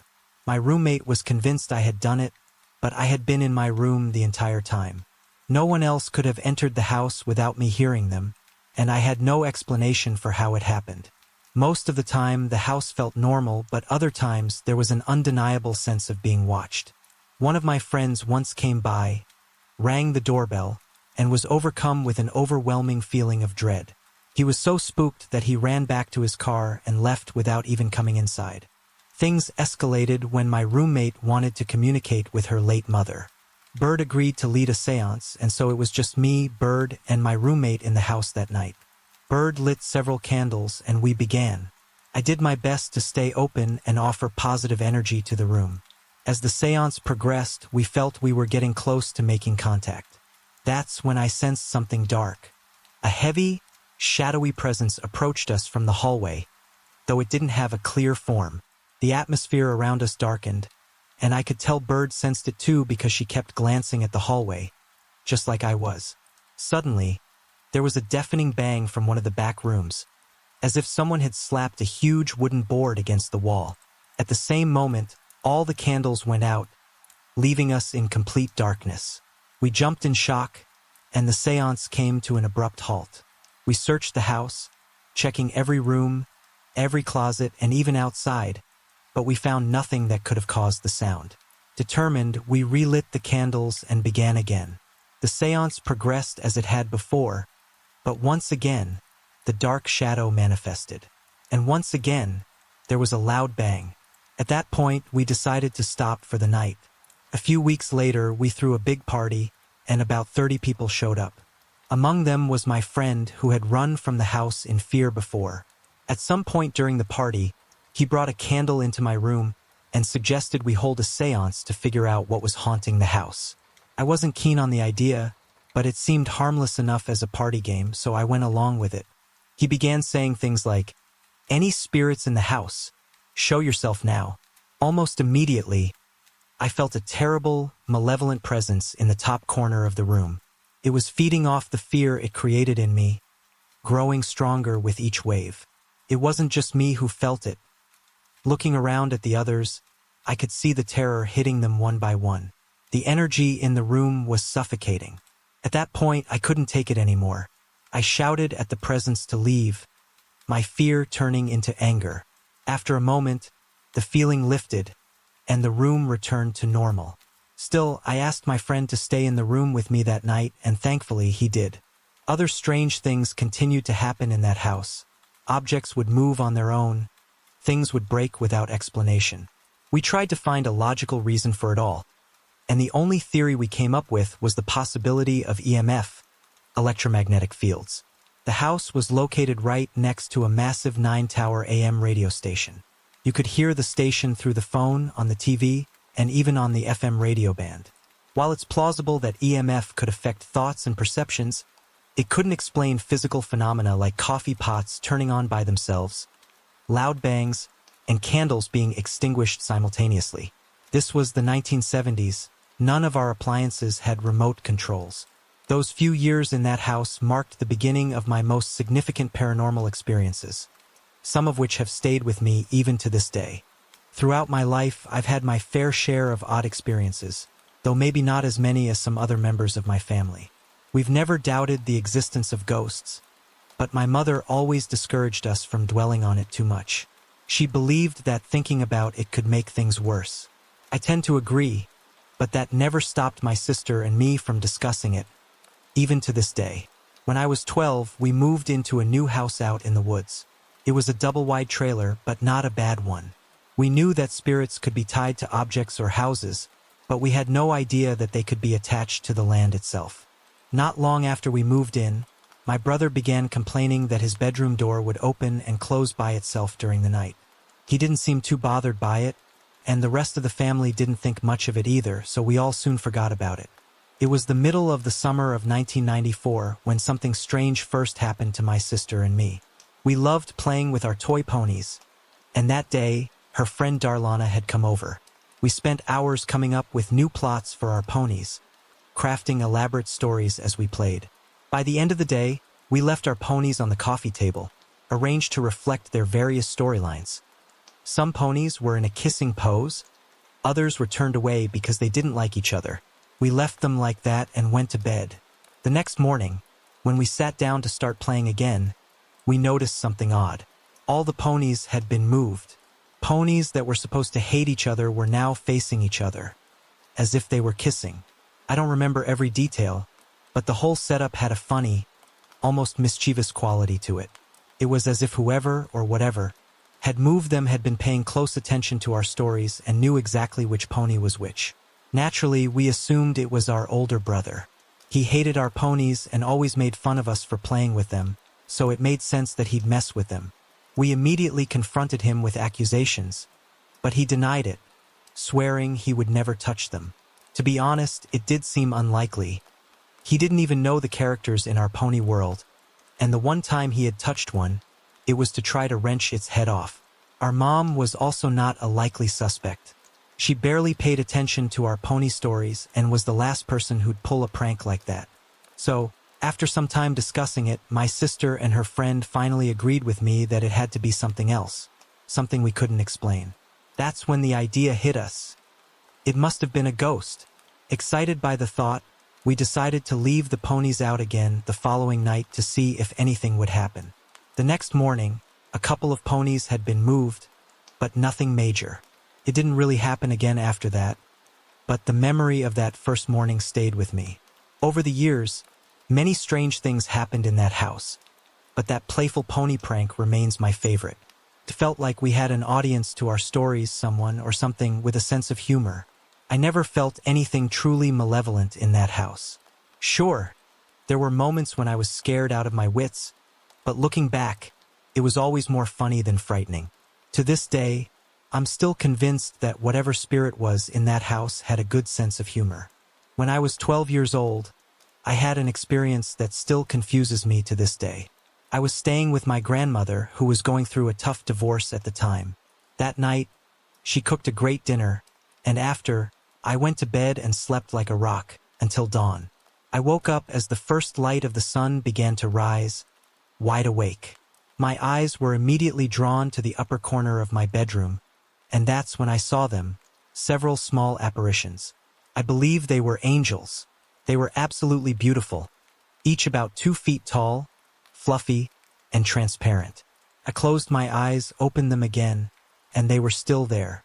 I did this a few times, thinking I might be imagining it, but they remained. Eventually, I sat up in bed, and it was as if I startled them. They faded away almost instantly. Confused but curious, I decided to go to my grandmother's room. As I turned, I saw something that left me in shock. Standing beside my bed, only 2 feet away from me, was a small, dark figure about 3 feet tall. It wore a black cloak with a hood, but there was no face, almost like a miniature Grim Reaper without a scythe. Surprisingly, I wasn't scared, just frozen. I stared at it for what felt like a full minute before it turned and glided silently out of my room. I followed it down the hallway to my grandmother's room, where it disappeared. I'll never forget how cold the floor felt under my bare feet as I walked. I didn't tell anyone about what I had seen for nearly a year. I was afraid people would think I was dreaming, crazy, or lying. I was only 12 after all.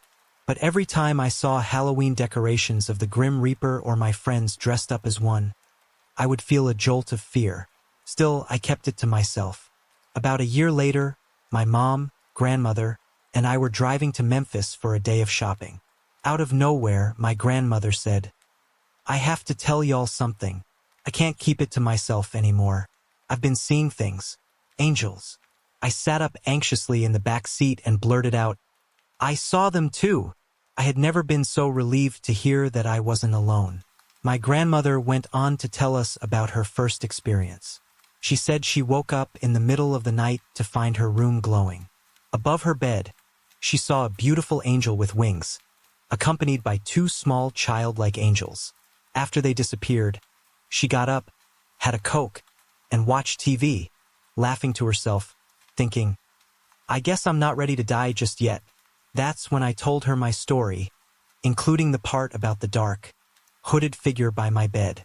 She chuckled and said, "Maybe he was looking for Larry," referring to my grandfather, who had left her for a 23-year-old after 40 years of marriage. My grandmother shared more stories about seeing angels, though she asked us not to tell anyone. She only experienced beautiful, comforting sightings, never anything frightening. But one day, I asked her if she'd seen any angels recently, and her answer chilled me. "Yes, I saw one last week, but this one was different," she said. When I asked her what she meant, she replied, "It was ugly. It had a big head." I said a prayer and told it, "You can't hurt me.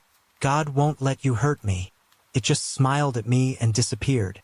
That comment stuck with me and it worried me. A month later, my grandmother developed pneumonia and was admitted to the hospital. The fluid in her lungs began to crystallize and harden, a condition known as ARDS, Adult Respiratory Distress Syndrome. She spent 28 days in the ICU on a ventilator, suffered a stroke, and on May 1st, 1999, my family made the decision to take her off life support. Since her death, I haven't seen any angels or demons, but I try not to talk about it too much. The last time my mom and I discussed the events, a bright light appeared in the room, and we both screamed. I was 20 at the time, but I ended up sleeping in my mom's room that night. I believe the angels were there for protection, and that the dark figure was a sign of death. I often think about how, when I sat up that morning, I scared the angels away but not the dark figure. Instead, I followed it. It's one of those experiences that you can't quite explain, no matter how much you try. I've talked to several pastors about it, but none of them had much to say. I think I might have freaked them out. Let me start by saying that I'm not entirely sure what kind of spirit I'm dealing with, and I certainly didn't summon it on my own. I'm a practicing solitary. I don't claim any specific religion as my own. I believe there's some truth in everything. It all began around my birthday, October 20th. I had moved into a new house in early September, and everything had been normal up until that point. It started with voices. As I lay in bed trying to fall asleep, I began hearing a male voice. I couldn't understand what it was saying, but I was fully awake when I sat up. The voice didn't stop. I got up, woke my roommate, and while he didn't hear the voice, we both heard loud thuds in the hallway. After a while, the noises stopped and we went back to bed. But it didn't end there.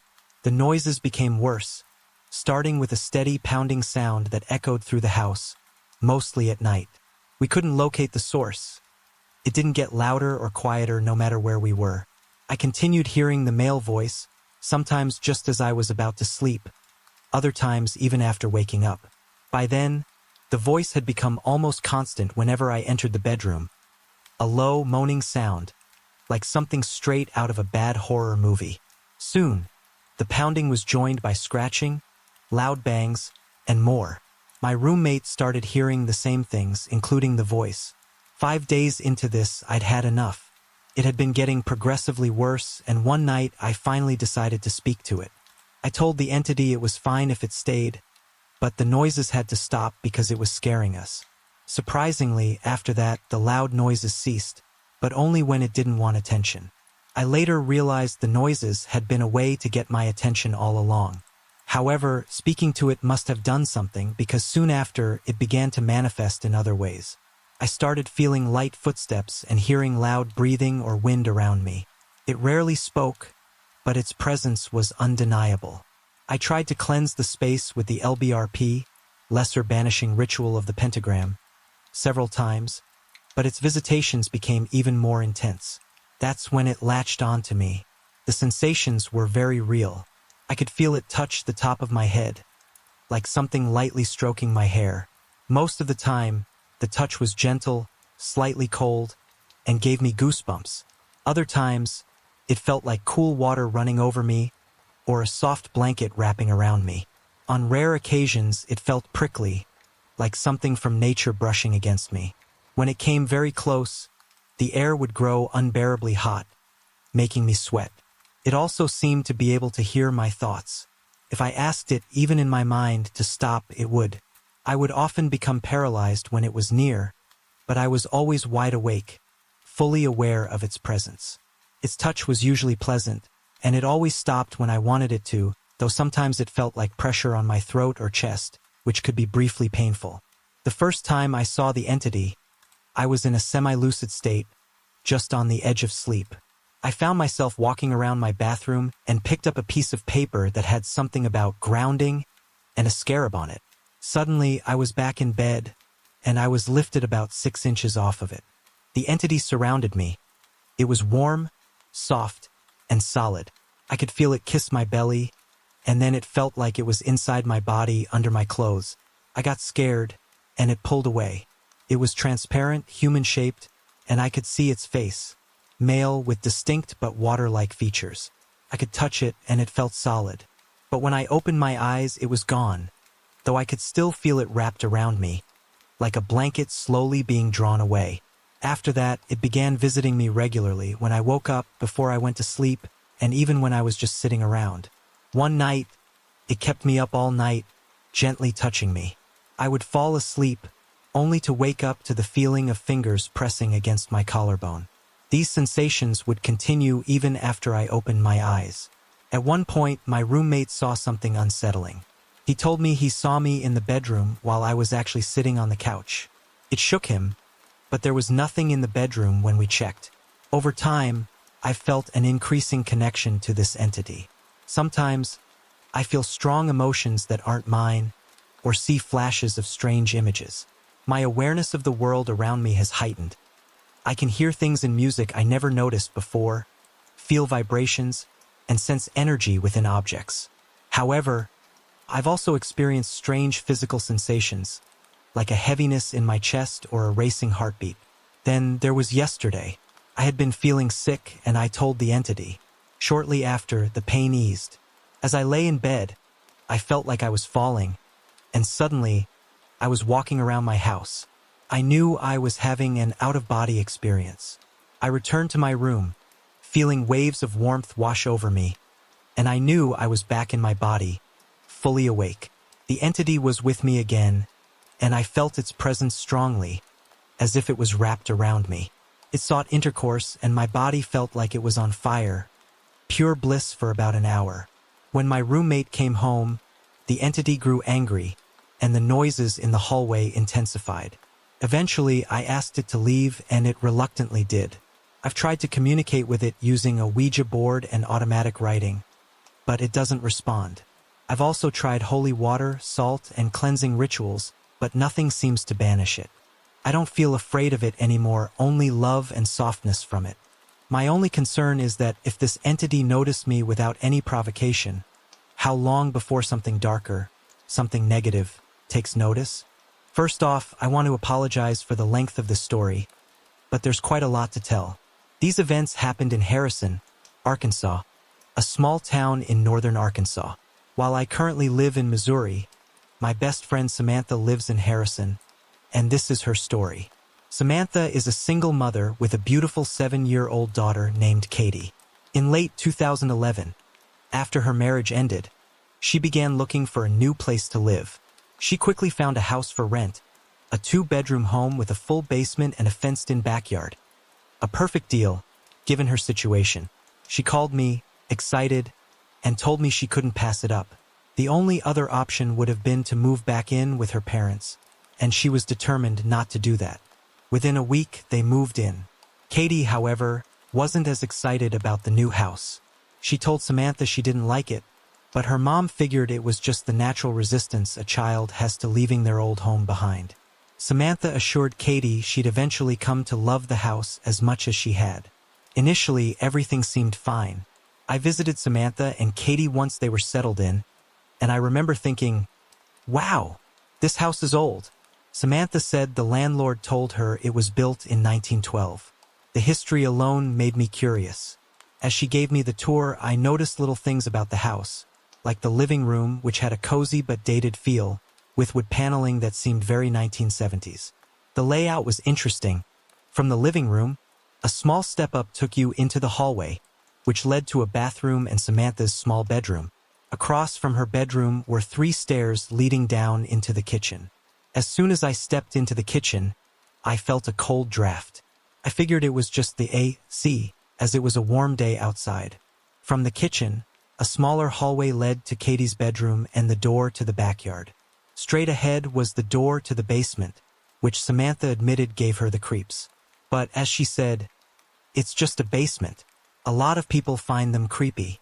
She took me down there, and as I descended the stairs, I started feeling lightheaded and a bit dizzy, almost like vertigo. I brushed it off, thinking maybe my blood sugar was low, and suggested we head back upstairs. Later that evening, I left with an odd feeling about the house, but I didn't want to mention it to Samantha. I figured it was nothing. The following week, I called to check in, and the first thing she said was, "My house is haunted." I laughed it off at first, thinking it was just an old house making noises, maybe some settling or creaks here and there. But then she started explaining what had been happening. The second week they were there, she had gone to take a shower after Katie was asleep. While in the shower, she heard the bathroom door creak open. Assuming it was Katie, she peeked out, but no one was there. A few minutes later, steam fogged up the glass shower door, and when she went to open it, she saw something that chilled her. A large handprint, much bigger than hers, on the glass. It was clearly a man's handprint. She was understandably freaked out.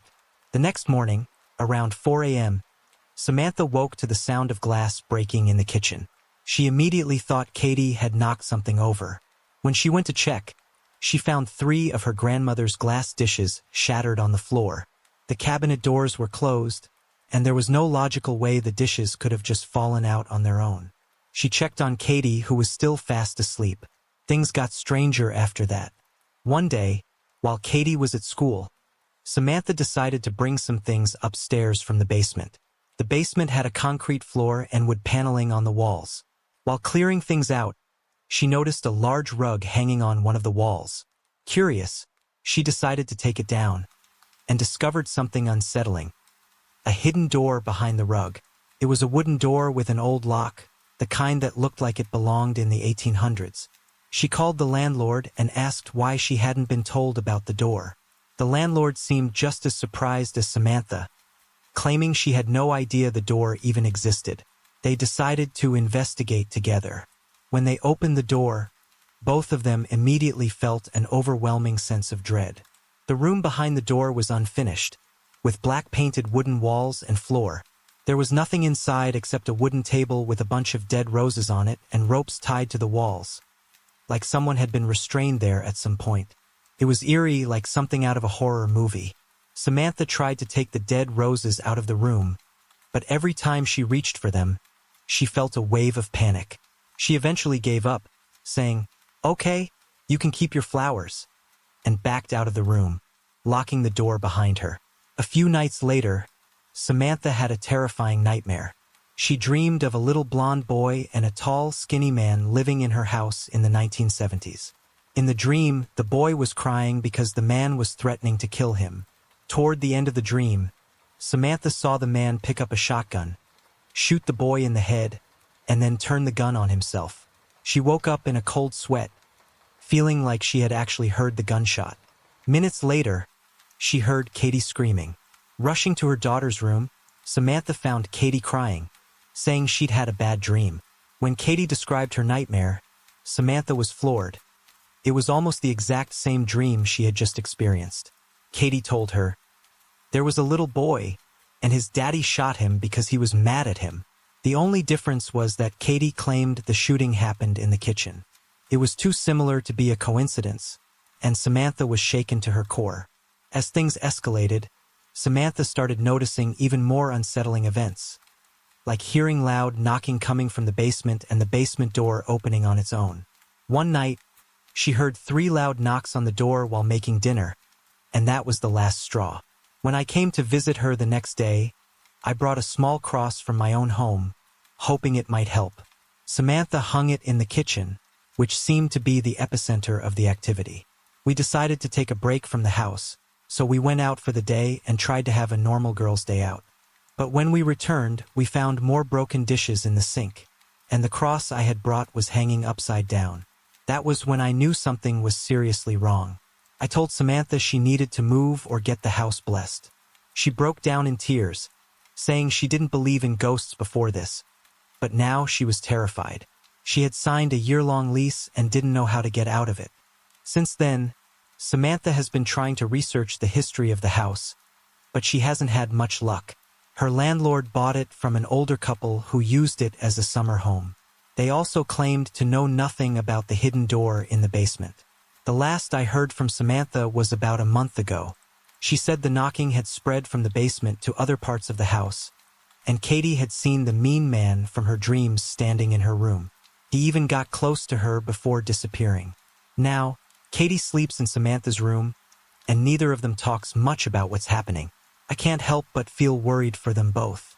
Has anyone else experienced something like this? I'm sure Samantha could use some advice, and honestly, I'm curious myself. A few days after I wrote the first story, I reached out to Sam to see how things were going. She said things had calmed down, and both she and Katie could go days without anything happening. Sam had bought a Bible, which she kept open in the kitchen, the most active area of the house, and she would say prayers out loud throughout the house. I was relieved to hear things were improving, even if only slightly. Sam mentioned that the activity had become more sporadic, things like car keys or remotes being moved, lights being on after she was sure she turned them off, and the occasional sound of footsteps. But overall, nothing too alarming. Even Katie seemed to be doing better. She played in her room and was sleeping through the night without any complaints. We caught up for a while, and she promised to let me know if anything new developed, whether good or bad. She also mentioned she was excited about sending Katie to camp for the summer and that her landlord had given her permission to plant a garden in the backyard. She couldn't wait to get started, especially since her dad was coming over to help, something they loved doing together. Little did I know, I'd be hearing from her the very next day with a whole new development. I was still asleep when she called. It was around 10 in the morning, and after a long 12-hour shift, I hadn't even gotten home until 2 a.m., so I was exhausted. When my phone rang, I answered it half asleep, only to hear Sam sobbing on the other end, with her dad trying to calm her down. Then I heard the word police, and I was wide awake. "Oh my God! What happened?" I asked, trying to keep my voice steady. Sam was still shaken, but she managed to start explaining. Her dad had ordered the truckload of dirt for the garden. She, her parents, and Katie had mapped out a large area along the back of the house, even around by Katie's room, where they planned to plant tomatoes, cucumbers, peppers, and some flowers Katie had picked out. The truck came, dumped the dirt where they needed it, and her dad started spreading it with a shovel. When he got to the side of the house by Katie's room, his shovel hit something solid. At first, he thought it was a rock or maybe a buried piece of metal. But when he dug around it, he realized it was a bone, what looked like a rib bone from a small child or an animal of similar size. Thinking it might be from a buried pet, he kept digging. But then he found more bones, at least 4, and a piece of cloth that looked like it had once been wrapped around them. The bones were old, as was the cloth, and at that point, everyone was feeling uneasy. Samantha was beyond freaked out. The police were called, and they arrived shortly after. The officers said they wouldn't be surprised if the bones were human, and they sent them off to Texas for examination. They also told Sam and her family that if the bones turned out to be human remains, they'd have to come back and dig up the entire garden area. Sam called me later that day, panicked. "What if it's the little boy from my dream?" she asked, her voice trembling. I tried to calm her down, telling her not to jump to conclusions. We'd have to wait for the examiner's results. That night, with Katie away at camp, Sam said she thought she heard a child laughing in Katie's room. She heard it at least 3 times, and each time it sent chills down her spine. She told me she didn't feel comfortable staying in the house alone anymore, not until she had more answers about those bones. Days passed, and finally, she called me from her parents' house with the results. The examiners couldn't confirm whether the bones were human or not. They labeled the findings inconclusive, though they leaned towards the bones being from an animal. The police believed the bones had likely come in with the truckload of dirt, but Samantha's father wasn't convinced. He believed the bones had been buried there for years and that if they dug up more of the backyard, they'd find more remains. Sam's mother, on the other hand, wanted to leave well enough alone. She was scared, and she thought digging deeper would only make the haunting worse. In the end, they left the decision up to Samantha. A couple of days later, I called her to ask what she had decided. Her answer surprised me. "I'm looking for a new place to live," she said. She explained that while some people might want to investigate further, maybe even uncover the truth about the little boy in her dream, she wasn't one of them. "I don't want anything to do with this," she said. "I'm scared, and I'm done." She told her landlord she was done with the house, but the landlord reminded her of the lease. Sam's response? "Sue me. It's not worth living here anymore." She's now in the process of moving. Katie is staying with her grandparents until school starts, and Sam is just waiting for her new apartment to be finished, which should be ready by mid-August. She told me recently, "I can't wait to move into my new place and put this all behind me. I just want to look at it as a bad experience I had to go through after the divorce, and then move on." I really hope this new chapter brings peace to both her and Katie. After everything they've been through, they deserve it. This story takes place in Eureka Springs, Arkansas, a town famously known as one of the most haunted places in the United States. Nestled in the Ozark Mountains, Eureka Springs is not only picturesque but also filled with eerie, paranormal lore. One of the most notable spots in this Victorian-era town is the 1886 Crescent Hotel, which sits atop a mountain and is often cited as one of the most haunted hotels in America. My husband and I have visited the Crescent Hotel at least 5 times.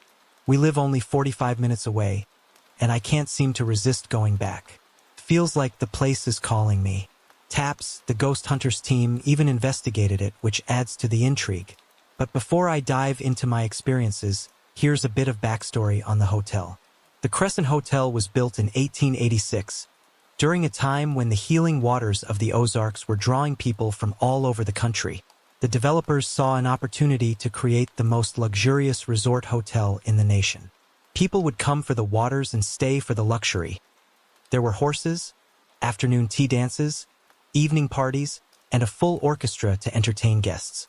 But as time went on, people realized that the waters didn't have the miraculous healing properties everyone believed they did, and gradually, the hotel's popularity declined.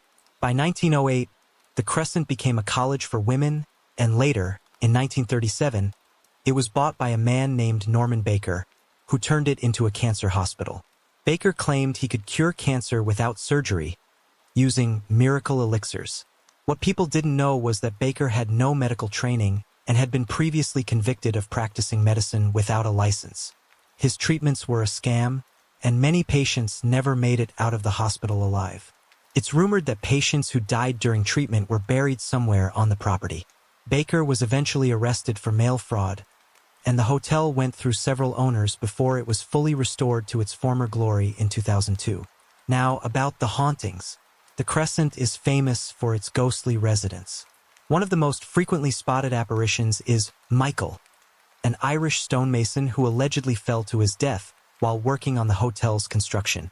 Room 218, the room where Michael reportedly fell, is said to be the most haunted. Guests have reported hearing loud pounding on the walls, seeing hands coming out of the bathroom mirror, and even hearing what sounds like a man falling from the ceiling. One guest even ran screaming from the room, claiming to have seen blood splattered all over the walls. There's also the spirit of a nurse, dressed all in white, who is often seen pushing a gurney on the 3rd floor.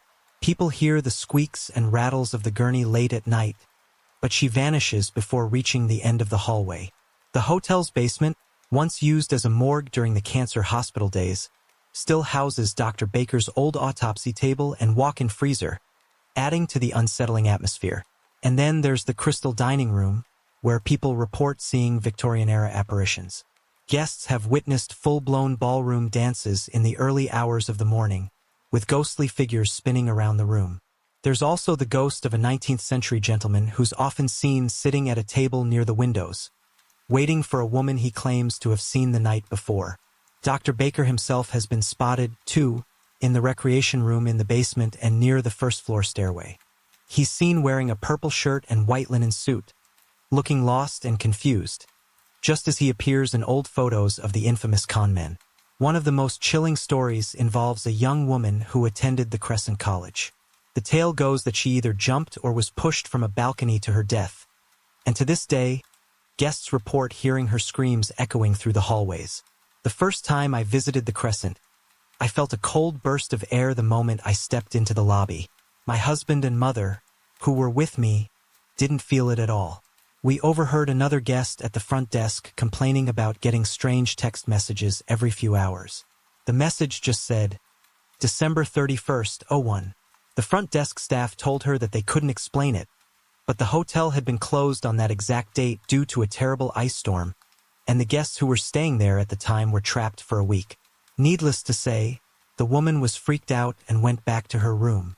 After hearing how haunted the place was, I went to use the bathroom, hoping for some paranormal encounter. Unfortunately, nothing happened, but the hotel itself was stunning, with a grand spiral staircase that led from the basement all the way to the 4th floor. As we climbed the stairs, all 3 of us, my husband, my mother, and I, felt dizzy like we had vertigo. My husband even said it felt like he had an inner ear infection.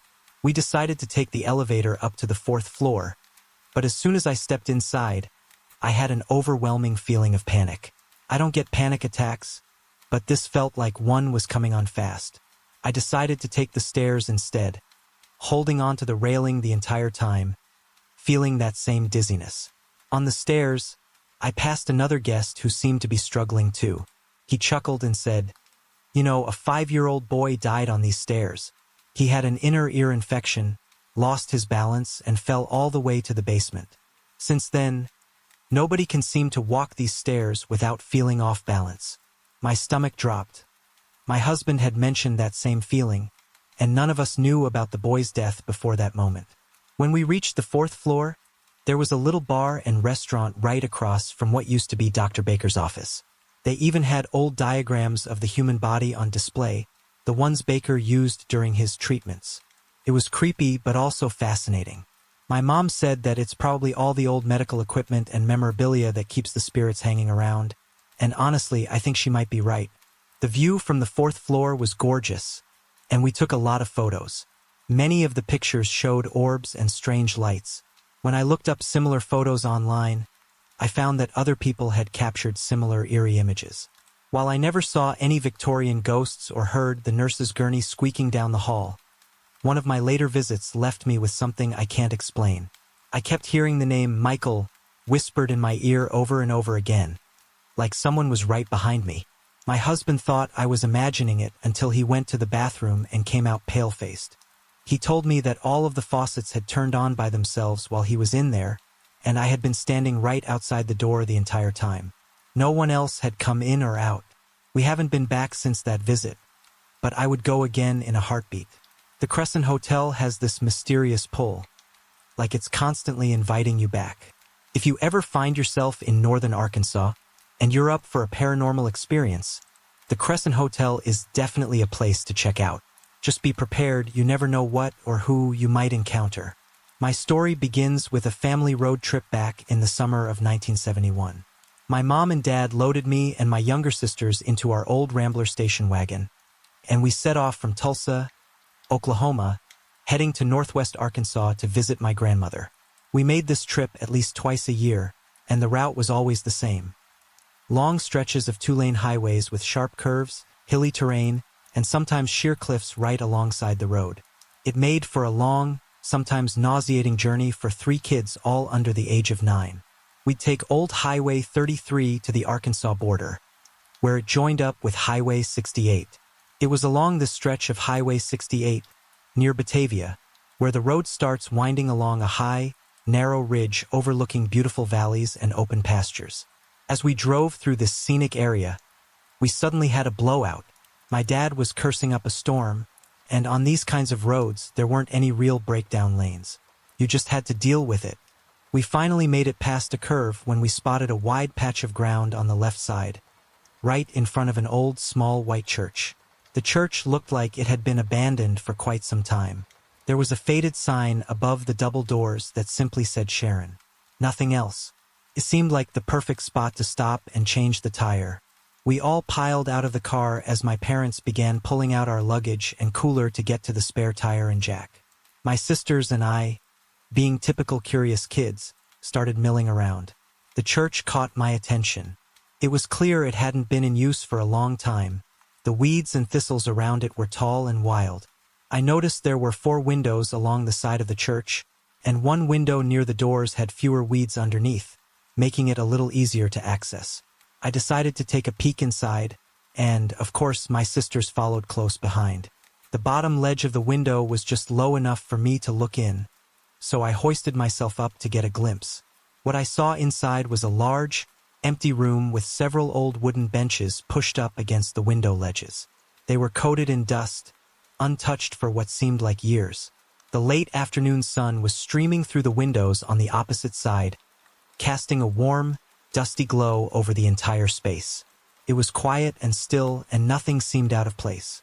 Then, just as I was about to tell my sisters what I saw, they started pestering me, asking for their turn to look. I turned away for a second to hush them and tell them I'd help lift them up. But when I turned back to the window, there she was, a girl. She was looking right at me from the other side of the glass.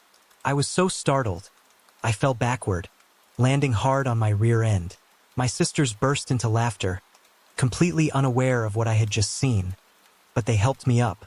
I didn't say anything at first, too spooked to speak.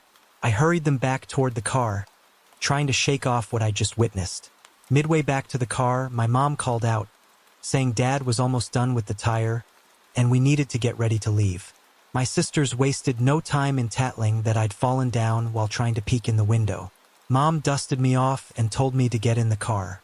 We continued our drive to Harrison and ended up having a great weekend with my grandmother. But the whole time, I couldn't shake what I saw. And here's the part that has bugged me to this very day. I am positive there was no one in that church. The building had clearly been abandoned for years. The benches inside were covered in dust, stacked 4 or 5 deep against the walls. It wasn't a reflection of one of my sisters. They needed my help just to see through the window. And it wasn't my own reflection either. I had short brown hair with bangs, courtesy of my mom's regular trims. The girl I saw had long blonde hair, braided down her shoulders. She didn't look anything like me or my sisters. I've wondered about that girl ever since. Who was she?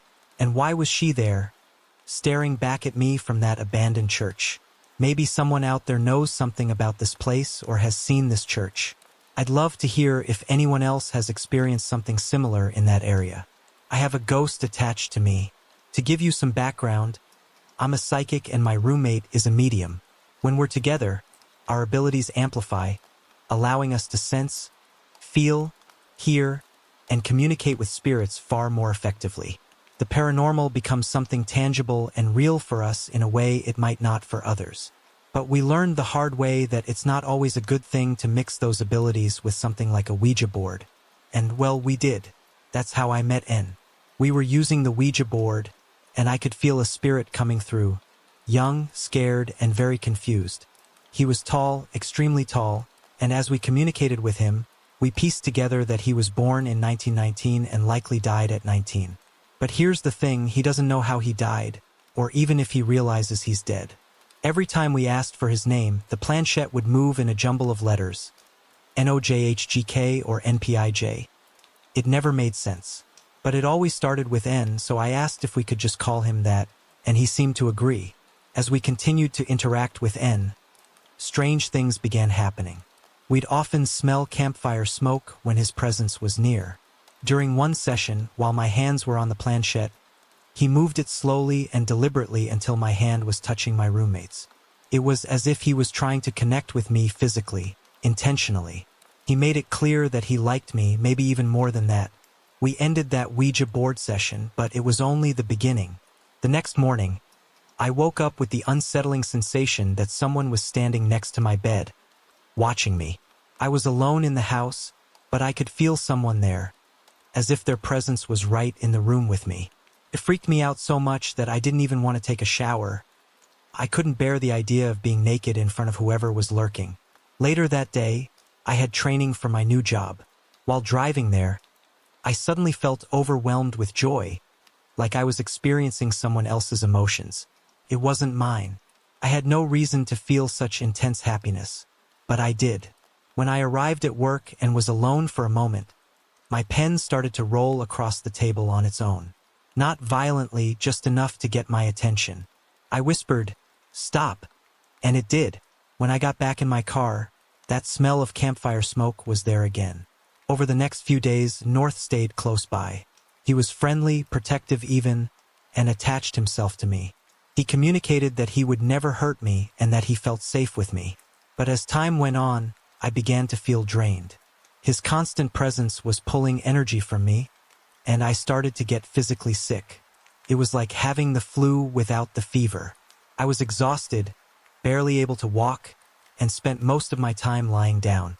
I ended up talking to my youth group leader, someone I trust deeply. I told her everything, and she prayed over me. As she prayed, she felt a cold sweat wash over her, and I felt it too.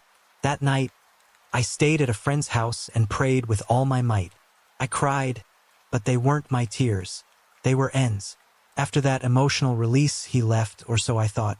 A month later, my friend and I moved in together, and things took a turn for the worse.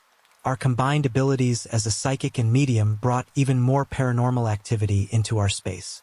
We promised ourselves we wouldn't touch a Ouija board again, so we made a ghost box to communicate with spirits instead. Through the ghost box, we discovered there were 5 spirits around us.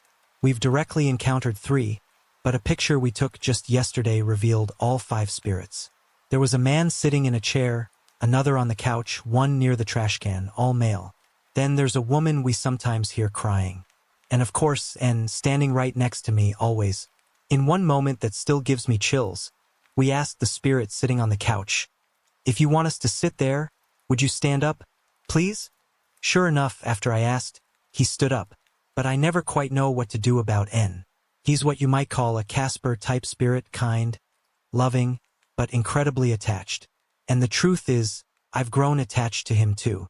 He's always there, looking out for me, and somehow, I feel like I'm supposed to help him. But what do you do when you and a spirit are both attached to each other? That's the question I'm still trying to answer. It all started when I was 6 years old, living in Newport, Arkansas. I'm 17 now. My grandmother, who is the biggest skeptic you'll ever meet when it comes to believing in ghosts, was the first to notice something odd happening. My great-grandfather had passed away years before I was born, and his pictures had been replaced around the house, so I'd never seen him before.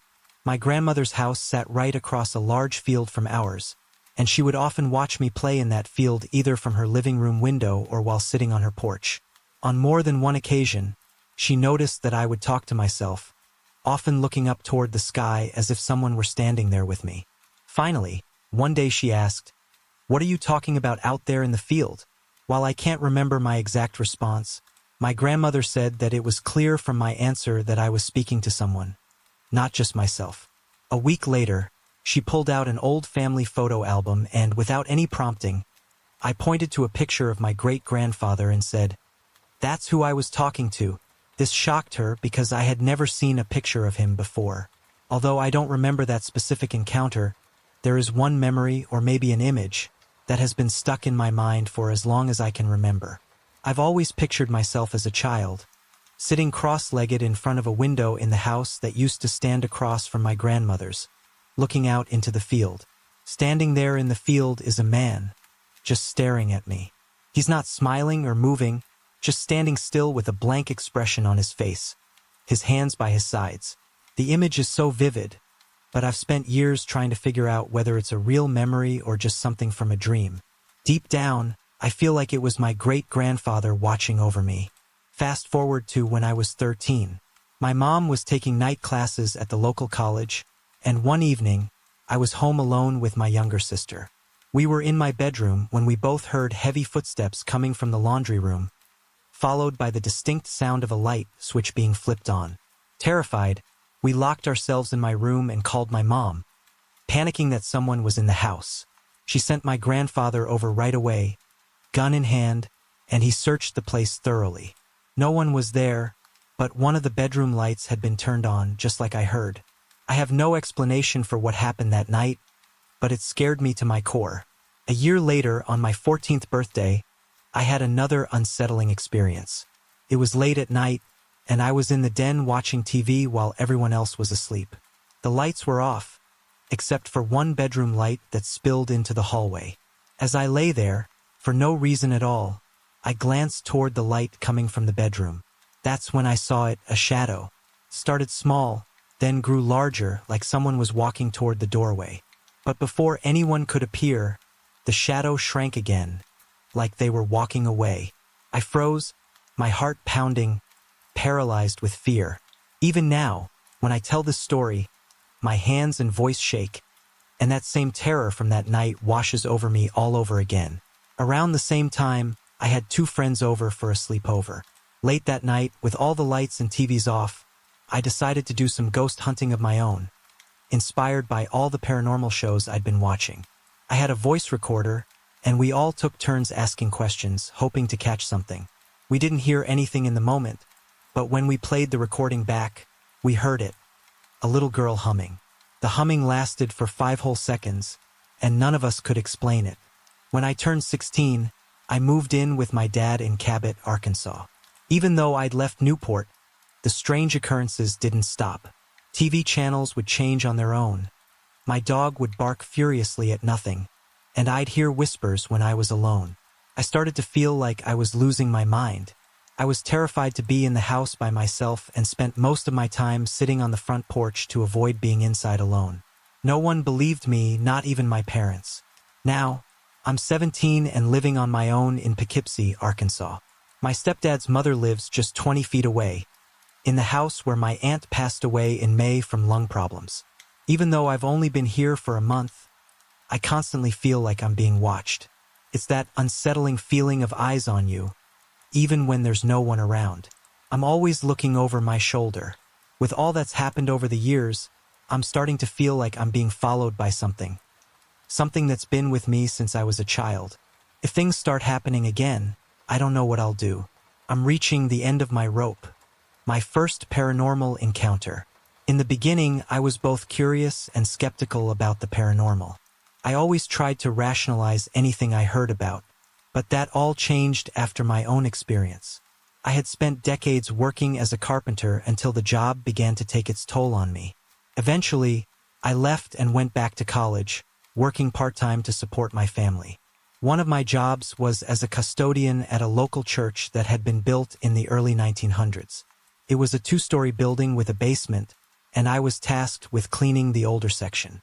The second floor was shaped like a backward L, with multiple rooms on either side. One day, while vacuuming, I noticed something odd. I entered a smaller room, pulling the long vacuum cord behind me, and after a few moments, I turned to find the door had closed behind me. I checked to see if a draft could have caused it, but there was no explanation.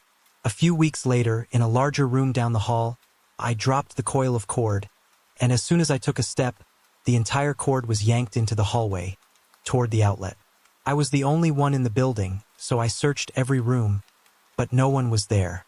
After calming down, I continued my work, only for the same thing to happen again. This time, I was genuinely spooked. The most terrifying experience came a few weeks after that. I was vacuuming the hallway when, out of nowhere, the filter cover on the vacuum flew off and landed several feet away. I bent down to pick it up, and when I looked down the hall, I saw a large, black mass floating about 10 feet in front of me. It had no distinct shape, and I couldn't see through it. It wasn't a shadow. It was right in the middle of the hallway. As soon as I realized what it was, it shot toward me at lightning speed and went through me. I screamed and jumped back, hitting the wall behind me, completely shaken. After that, I was too rattled to continue working that night and went home. Though I managed to go back the next day and finish my duties, nothing else happened during my remaining time there. However, ever since that day, I've become something of a paranormal magnet, experiencing strange phenomena wherever I go. Some experiences have been mild, while others have truly scared me. A series of paranormal experiences in my Arkansas home. After experiencing a few paranormal moments, life has taken an interesting turn. My close friends and family have grown so used to the unusual occurrences that they often roll their eyes when something goes bump in the night. They've come to expect it, and sometimes it even brings a laugh. A few years ago, I moved to a small house near Oxford, Arkansas. It was a simple place, living area, kitchen, and the bedroom connected to an adjacent utility room leading to the bathroom. Strange things started happening soon after I settled in. At first, it was little things. I'd wake up to find my stereo turned on, despite knowing I had switched it off. Objects would disappear and reappear, even though I was the only one living there. One night, my neighbor came over and we were chatting in the kitchen. Out of nowhere, a bowl sitting on the counter rotated halfway by itself. We both saw it happen. She freaked out, but surprisingly, she did come back to visit. One weekend, a friend stayed over with his yellow lab, Buck. We planned a barbecue with some friends, and as Buck ran excitedly through the house, checking out each room, the night seemed like it would be fun. Later, when I went inside to tidy up the kitchen, I noticed something strange. A large framed mirror that had been securely placed behind the bathroom sink was now lying on the floor, leaning perfectly against the sink. There was no way it could have fallen without shattering, yet it remained intact. I called my friend in to show him, and even he was puzzled. As we stood there, Buck approached the utility room where the mirror had been, and out of nowhere, he started barking aggressively, refusing to cross the room's threshold. Buck wouldn't go near that area for the rest of the weekend. The next morning, as we were deciding on breakfast, something eerie happened. I opened the fridge, and suddenly, I felt something hit my leg. I turned to find a small vase on the floor, and my friend was standing there, wide-eyed and speechless. He explained that the vase had flipped off the top of the fridge, sailed over my head, and hit my calf as I opened the fridge. His reaction was priceless, but from that moment on, he preferred to ignore these strange events whenever they happened around him. There were plenty of other minor incidents in the house. Objects moving, strange sounds, but the most unsettling event occurred when I was home alone. One night, after being asleep for a while, I was woken up by the sound of footsteps. They were clear, as if someone was walking around the front of the house. Startled, I reached for my firearm, but as the footsteps moved toward the utility room, I realized I could see everything in the moonlight. Yet no one was there. I could hear the footsteps clearly, and they continued down the hall, entering my bedroom. I watched wide-eyed, as the sound moved past the foot of my bed and around to the other side. Yet I saw no one. The sound stopped midway up the bed, and I sat there, staring at that spot for at least an hour, too terrified to go back to sleep. The next morning, I got up, and as I walked through the house, I realized that my own footsteps on the carpet made the exact same sound I had heard the night before. The unsettling experience in my Arkansas home. I left my previous story at the part where something entered my room and stopped on the other side of my bed. This story picks up just a few weeks after that strange, terrifying experience. Ever since that unsettling night, I was on high alert. It was the first time I felt truly threatened. At that point, I wasn't well versed in dealing with hauntings or spirits. One weeknight, I went to bed early as usual since I'm an early riser. Around midnight, I was jolted awake by a horrific nightmare, leaving me drenched in sweat. The darkness of the dream still lingers in my memory, though the details have faded. I got up, had some water, and waited for the sheets to dry. Eventually, I shifted to one side of the bed to avoid the damp area and tried to fall back asleep. That's when I heard it. A strange, unsettling sound coming from the foot of the bed. My ears perked up as I strained to catch it again. I grabbed a pillow and propped myself up against the footboard, trying to locate the source. Then I heard it again. A low, eerie noise, unlike anything I'd ever heard. It resembled the sound of a spray paint can being discharged, but in a much deeper, more disturbing tone. The sound moved up and down the wall, starting slowly, then picking up pace, becoming repetitive and louder. My eyes widened in fear, unsure of what was happening. Before long, the sound grew maddeningly intense, echoing through the room. It became clear that whatever it was coming from the bathroom opposite my room. Gathering the little courage I had, I flipped the light on in the utility room as I approached the bathroom.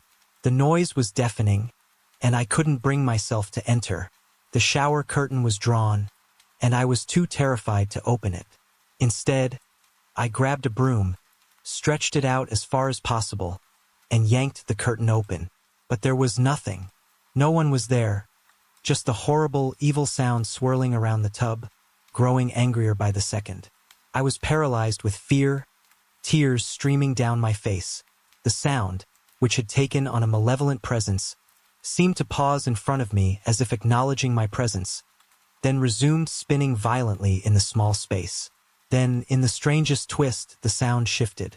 It moved lower, spiraling down the drain. I could hear it fade away through the plumbing. I was left standing there, shaking, still clutching the broom in disbelief.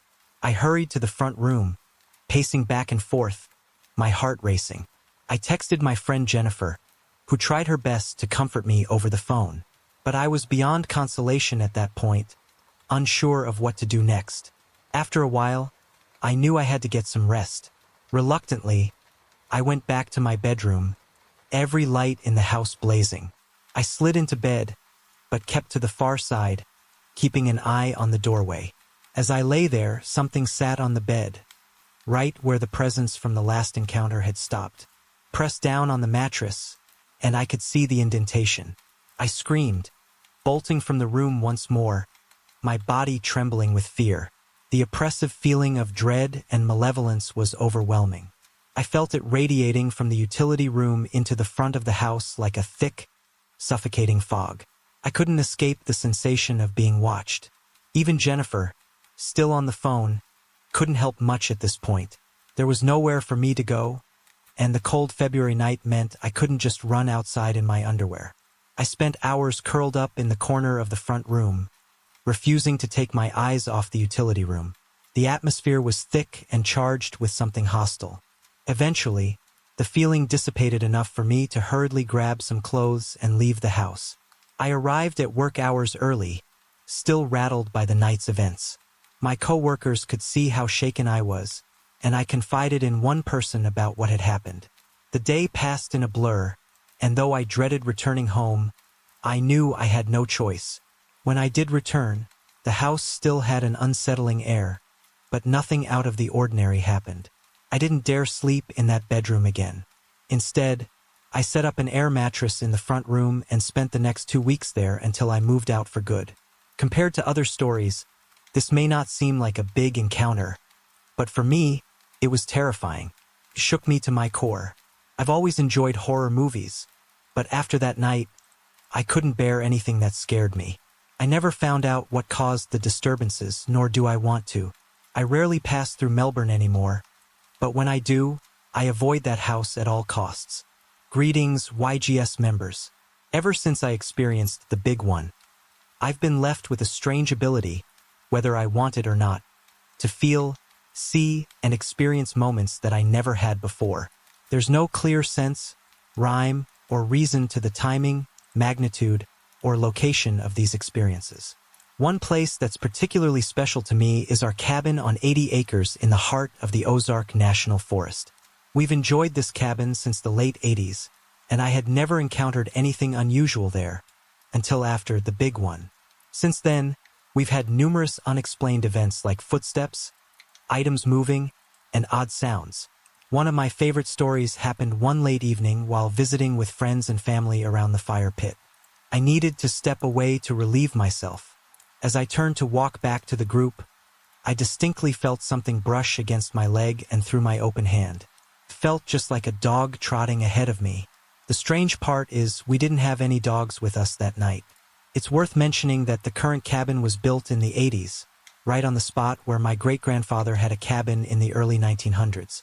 That connection to the past has always made me wonder if it has something to do with the activity we've experienced there.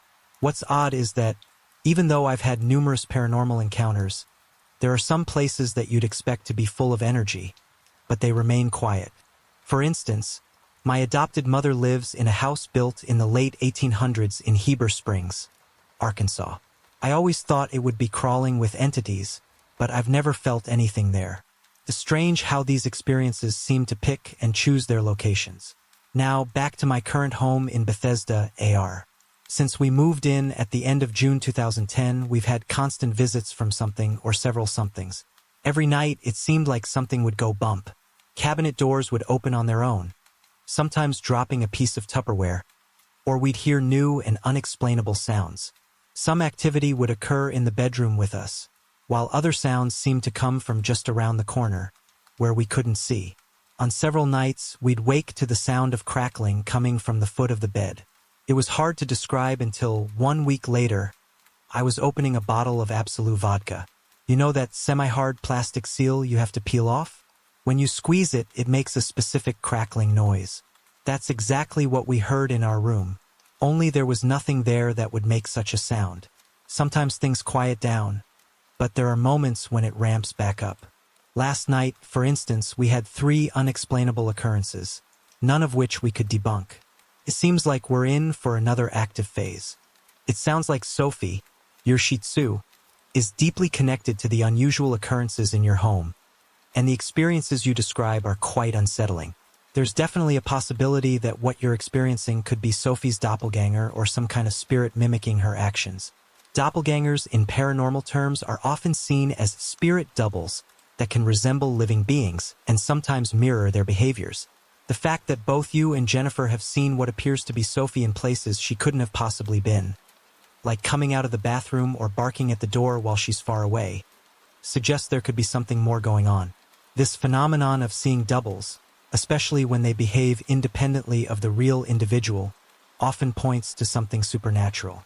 Sophie's reaction, like tucking her tail, running from one room to another, or growling at seemingly empty spaces, indicates that she's aware of whatever entity or energy is present.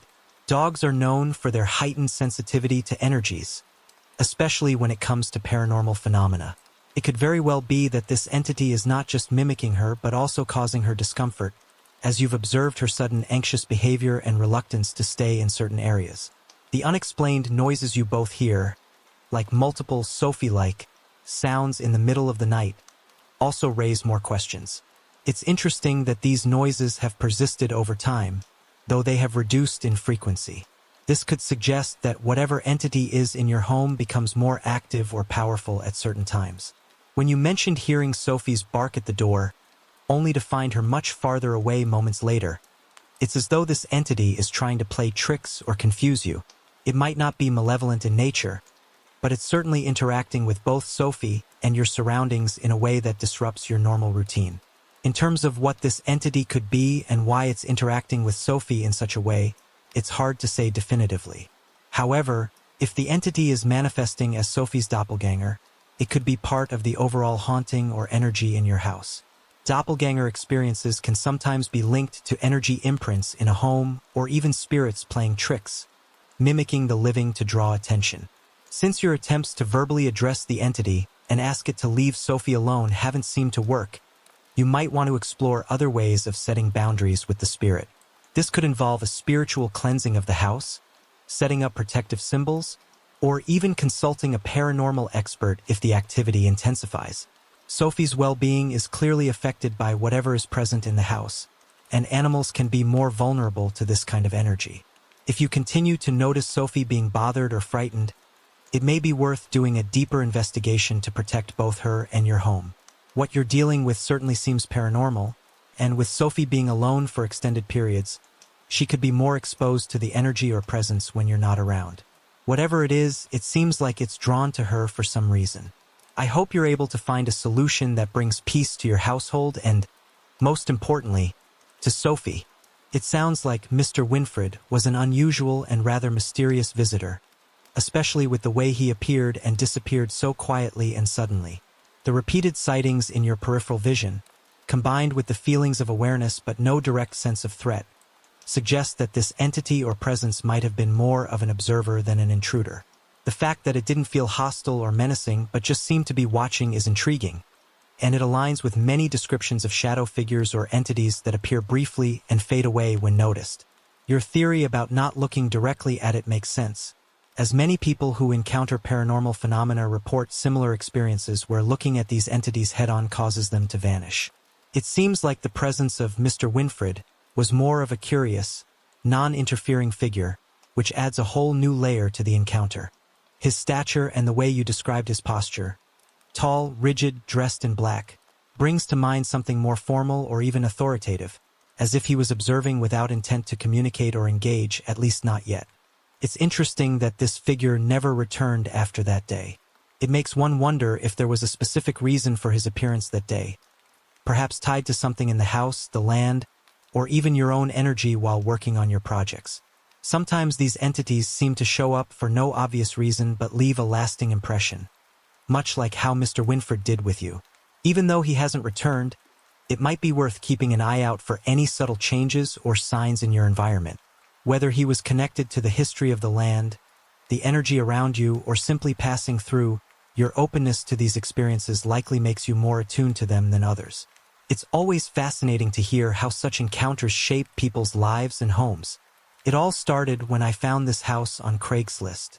The moment I saw it, I felt an instant connection. I can't really explain it, but it felt like the house was meant for me. I showed it to my mom and she loved it too. So naturally, we moved in. The house was old, about 100 years old, but that only added to its charm for me. And I had to have the upstairs bedroom. It used to be the attic, so the entire upper floor was one big room, and I couldn't resist it. The only thing that gave me pause was the fact that there were two smaller attic spaces attached to the room, one accessible through the roof and the other through a door. I also had to share the room with my sister, and of course, she made me take the side with both attics. The creepier side. In addition to the attics, there were these 4 small compartments, just big enough to sit up in and move around but not big enough to stand. They were part of the attic too, and their presence only added to the eerie vibe of the room. The first few nights we stayed in the house, I slept in the living room downstairs. One morning, I woke up early and saw someone walk through the dining room. It was a quick glimpse, and at first, I thought it was my little brother on his way to the bathroom. But when I checked his room, he was sound asleep, and so was everyone else. That's when I got a little creeped out, but I brushed it off and turned on the TV to distract myself. A few nights later, my sister started complaining about a bright orb in our room. It was small but really bright, hovering near my closet. Then, on another night, my mom saw the same kind of orb, but this time in the living room. My nerves were starting to get the better of me, especially after my mom mentioned hearing footsteps in the dining room at night while everyone was asleep. At one point, the previous owner of the house came by to pick up some things from the yard. So naturally, we asked if he'd ever had any paranormal experiences. His response sent chills down my spine. He said there was one recurring thing. Every time he'd pull into the driveway, he'd see a girl staring out the upstairs window. The unsettling part? The girl looked exactly like me. He'd go upstairs to check, but no one was ever there. That's when I started to wonder, was it just a coincidence that I felt such a strong connection to this house and specifically to that room? The same room where a girl that looked like me had been seen staring out the windows? There were other strange occurrences as well. One night, we had company over, and we heard a loud crash coming from the laundry room. When we went to check, we found everything in the middle of the room completely out of place. Our guest was so freaked out that she slept with salt beside her bed, convinced it would protect her. But things really escalated on Memorial Day night. My little brother was terrified, saying something had grabbed his leg while he was in bed. We thought he was making it up, so we sent him back to bed. About 10 minutes later, he called for our older sister, and this time, she came running down the hallway, screaming at the top of her lungs, "Mom! Help! I hear it! It's coming from your room!" My mom and I rushed over, but by the time we got there, the house was completely silent. We didn't hear a thing. We calmed my brother down and sent him upstairs to our room, hoping he'd fall asleep. But 10 minutes later, he called for help again, this time using the walkie-talkie. My sister and her boyfriend ran upstairs, and my brother said he heard scratching coming from the walls, starting on the opposite side of the room and getting closer to him. Then the lights started flickering, and to top it off, the roof panel leading to the attic was cracked open. My brother swore it had opened by itself, and given how high up it was, there was no way he could have reached it. That's when things started feeling serious. I stayed upstairs with him until everyone else was ready for bed. Meanwhile, my mom and sister went to check my little brother's room. Inside, they found an empty water bottle rolling across the floor, back and forth, as if moved by something invisible. Then, suddenly, it started spinning and landed with its point facing directly at my mom. Without hesitation, my mom kicked the bottle and shouted, "I'm not afraid of you." Later that night, my sister and her boyfriend came up to our room to sleep, but none of us could relax. We kept hearing faint conversations coming from downstairs. My sister's boyfriend went down to check, but everyone was sound asleep. He came back upstairs, and just as we thought things were quieting down, we heard a door slam, but no one was there. That night, I was too scared to sleep. I stayed awake until 7 a.m., heart pounding, waiting for the sun to come up. The next day, I decided to bless the house, hoping it would put an end to whatever was happening. But honestly, I don't think it worked.